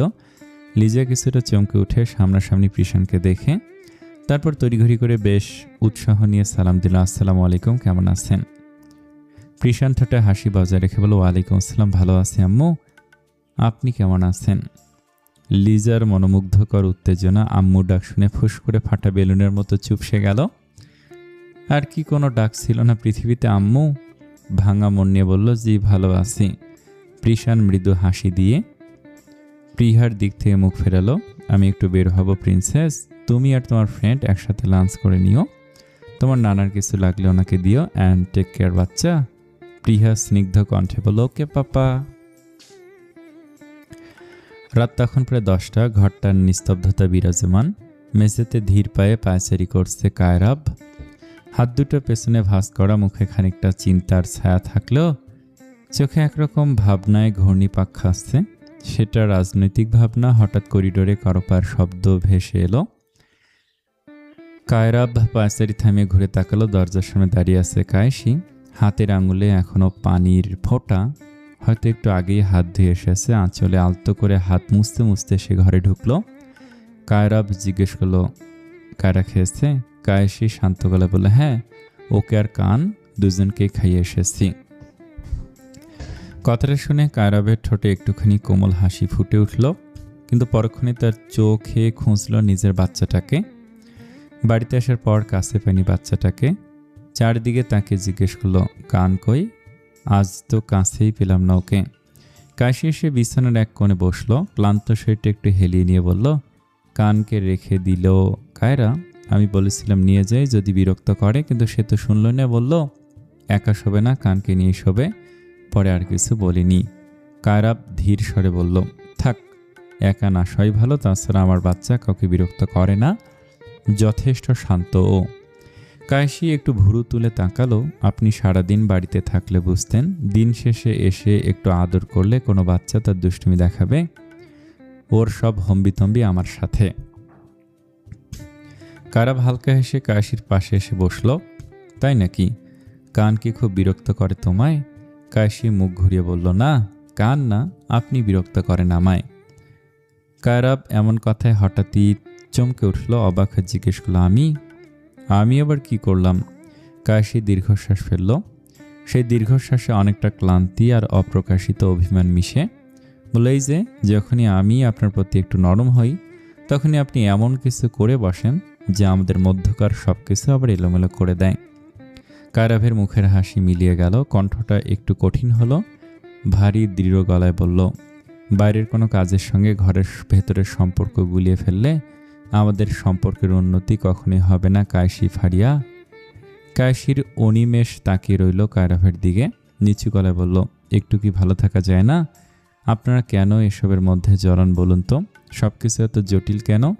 এই যে আপনি রাজনীতি করেন, সেবার গুলিটাও তো এই কারণেই লেগেছিল। আপনার প্রতিপক্ষই তো সবসময় আপনার ক্ষতি করতে ওত পেতে থাকে।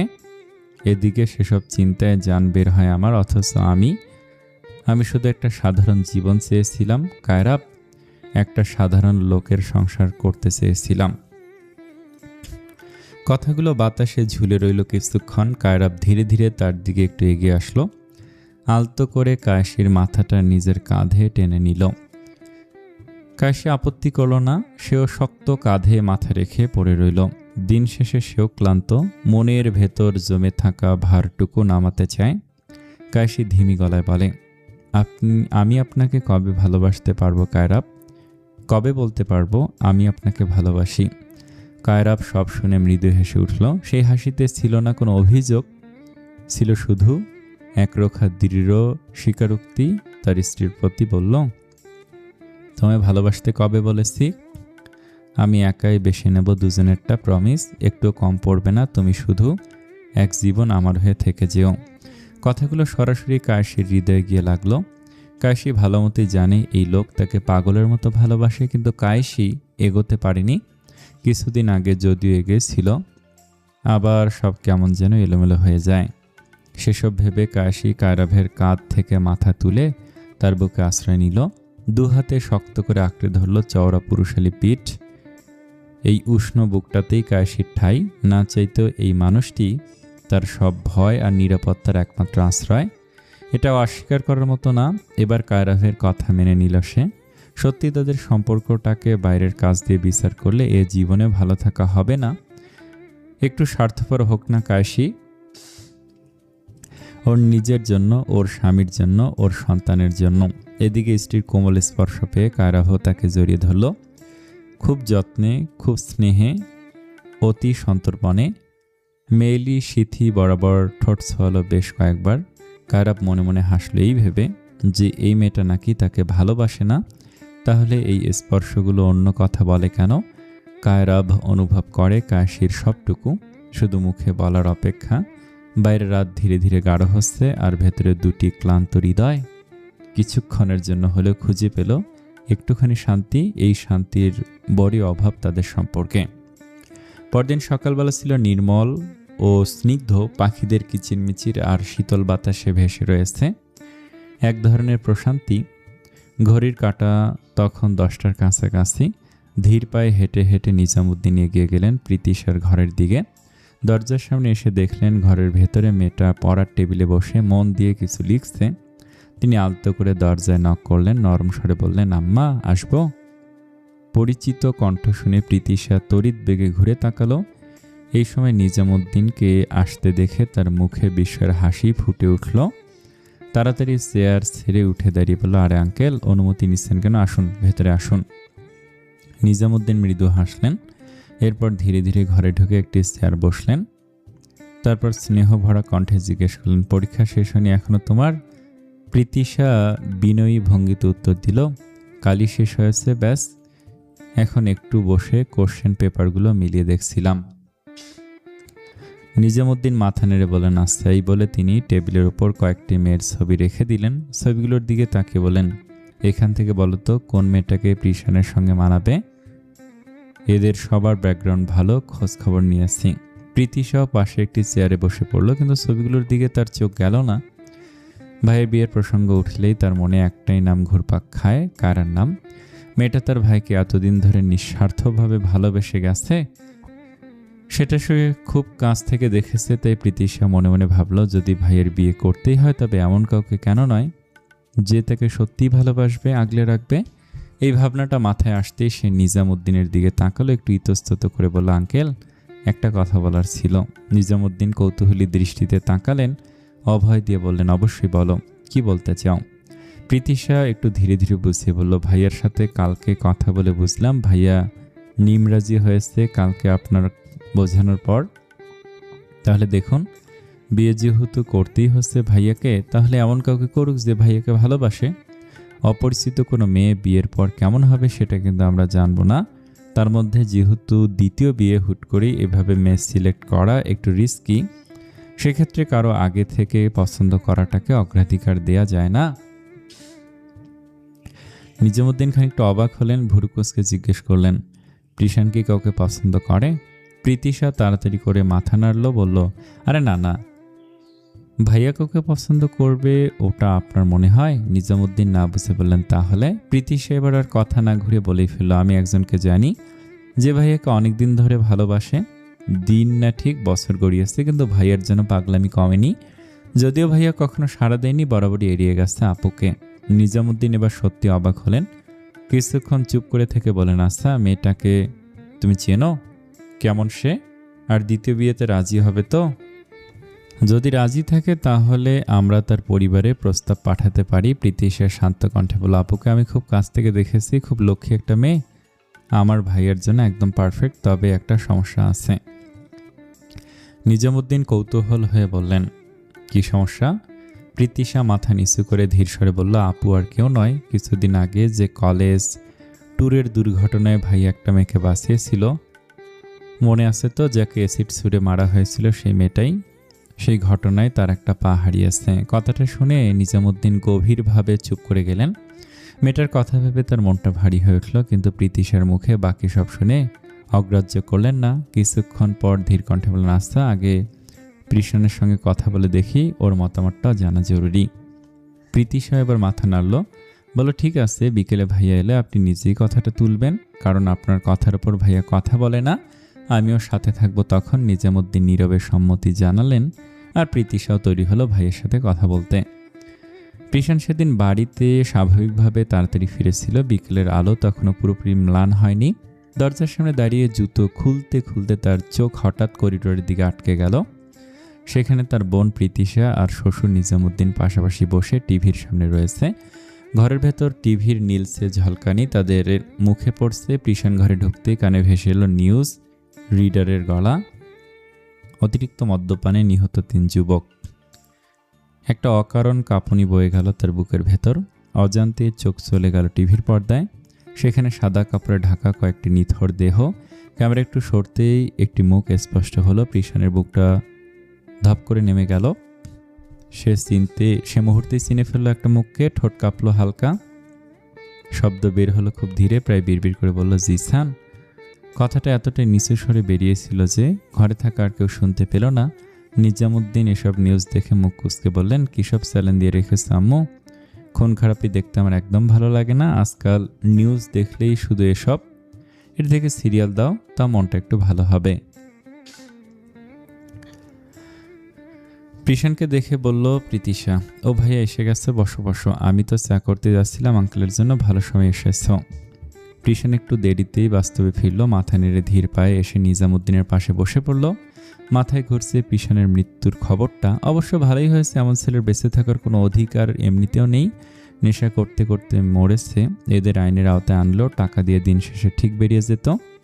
কারা সঠিক বিচার হতো না কখনো, এসব ভাবনার মাঝে নিজামুদ্দিন বললেন, প্রিশান, আমি আর প্রীতিশা মিলে কিন্তু মেয়ে সিলেক্ট করে ফেলেছি, এবার শুধু তোমাকে দেখানোর বাকি।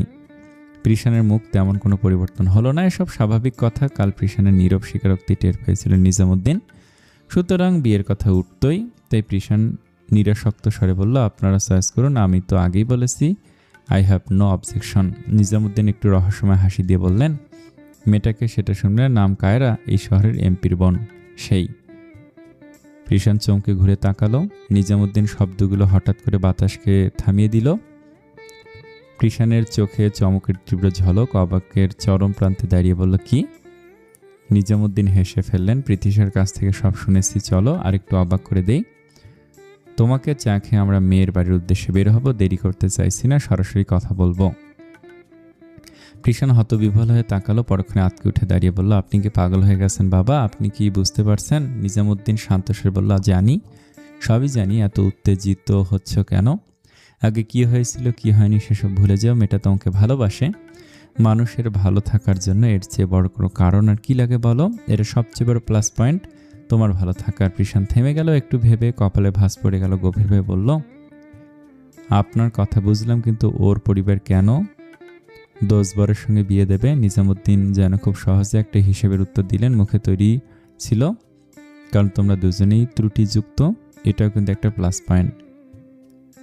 প্রিশান হতাশ হলো। ঠিক তখনই প্রীতিশা ট্রে করে চা নিয়ে ঢুকলো ড্রয়িং রুমে। কথার শেষ অংশটা শুনে মৃদু হেসে বলে, হ্যাঁ ভাইয়া, বেরিয়ে পড়ো। আপুর ফ্যামিলির সাথে কথা বলে তো দেখো, তারপর যা হবে দেখা যাবে। প্রিশান তখনও অস্বস্তিতে কুকড়ে আসে। প্রীতিশাকে বলল, কিন্তু এত তাড়াহুড়ো, হুট করে যেতে বলছিস? প্রীতিশা চায়ের কাপটা নিজামুদ্দিনের হাতে দিয়ে প্রিশানের দিকে তাকে বলল, সব কিছু প্ল্যান করে হয় না ভাইয়া। হওয়ার থাকলে এমনিতেই হয়ে যায়। আগে চা খাও, আর ড্রেস চেঞ্জ করতে হবে না, এটা পরেই চলো। প্রিশান স্তব্ধ হয়ে বসে রইল। মনে হচ্ছে হঠাৎ করে জীবনের গল্পের পাতা কেউ দ্রুত উল্টে দিচ্ছে। ঘটনাগুলো এত দ্রুত ঘটছে যে ঠিক ধরতে পারছে না কোনটা বাস্তব কোনটা কল্পনা। শেষমেশ দীর্ঘশ্বাস ফেলল সে। শ্বশুরের এই অদম্য সিদ্ধান্তের সামনে হয়তো আজ তাকে যেতেই হবে, কিন্তু তার মাথায় ভেতর একটাই প্রশ্ন ঘুরপাক খাচ্ছে, জীবনটা হঠাৎ এমন অদ্ভুত মোড় নিচ্ছে কেন? কি যে হয়ে চলেছে তার সাথে আল্লাহই ভালো জানেন। আসসালামু আলাইকুম। একটু বড় করেই দিলাম, কষ্ট করে দেখবেন। এই গল্পটা কেমন লাগছে কমেন্টে জানাবেন। আসসালামু আলাইকুম।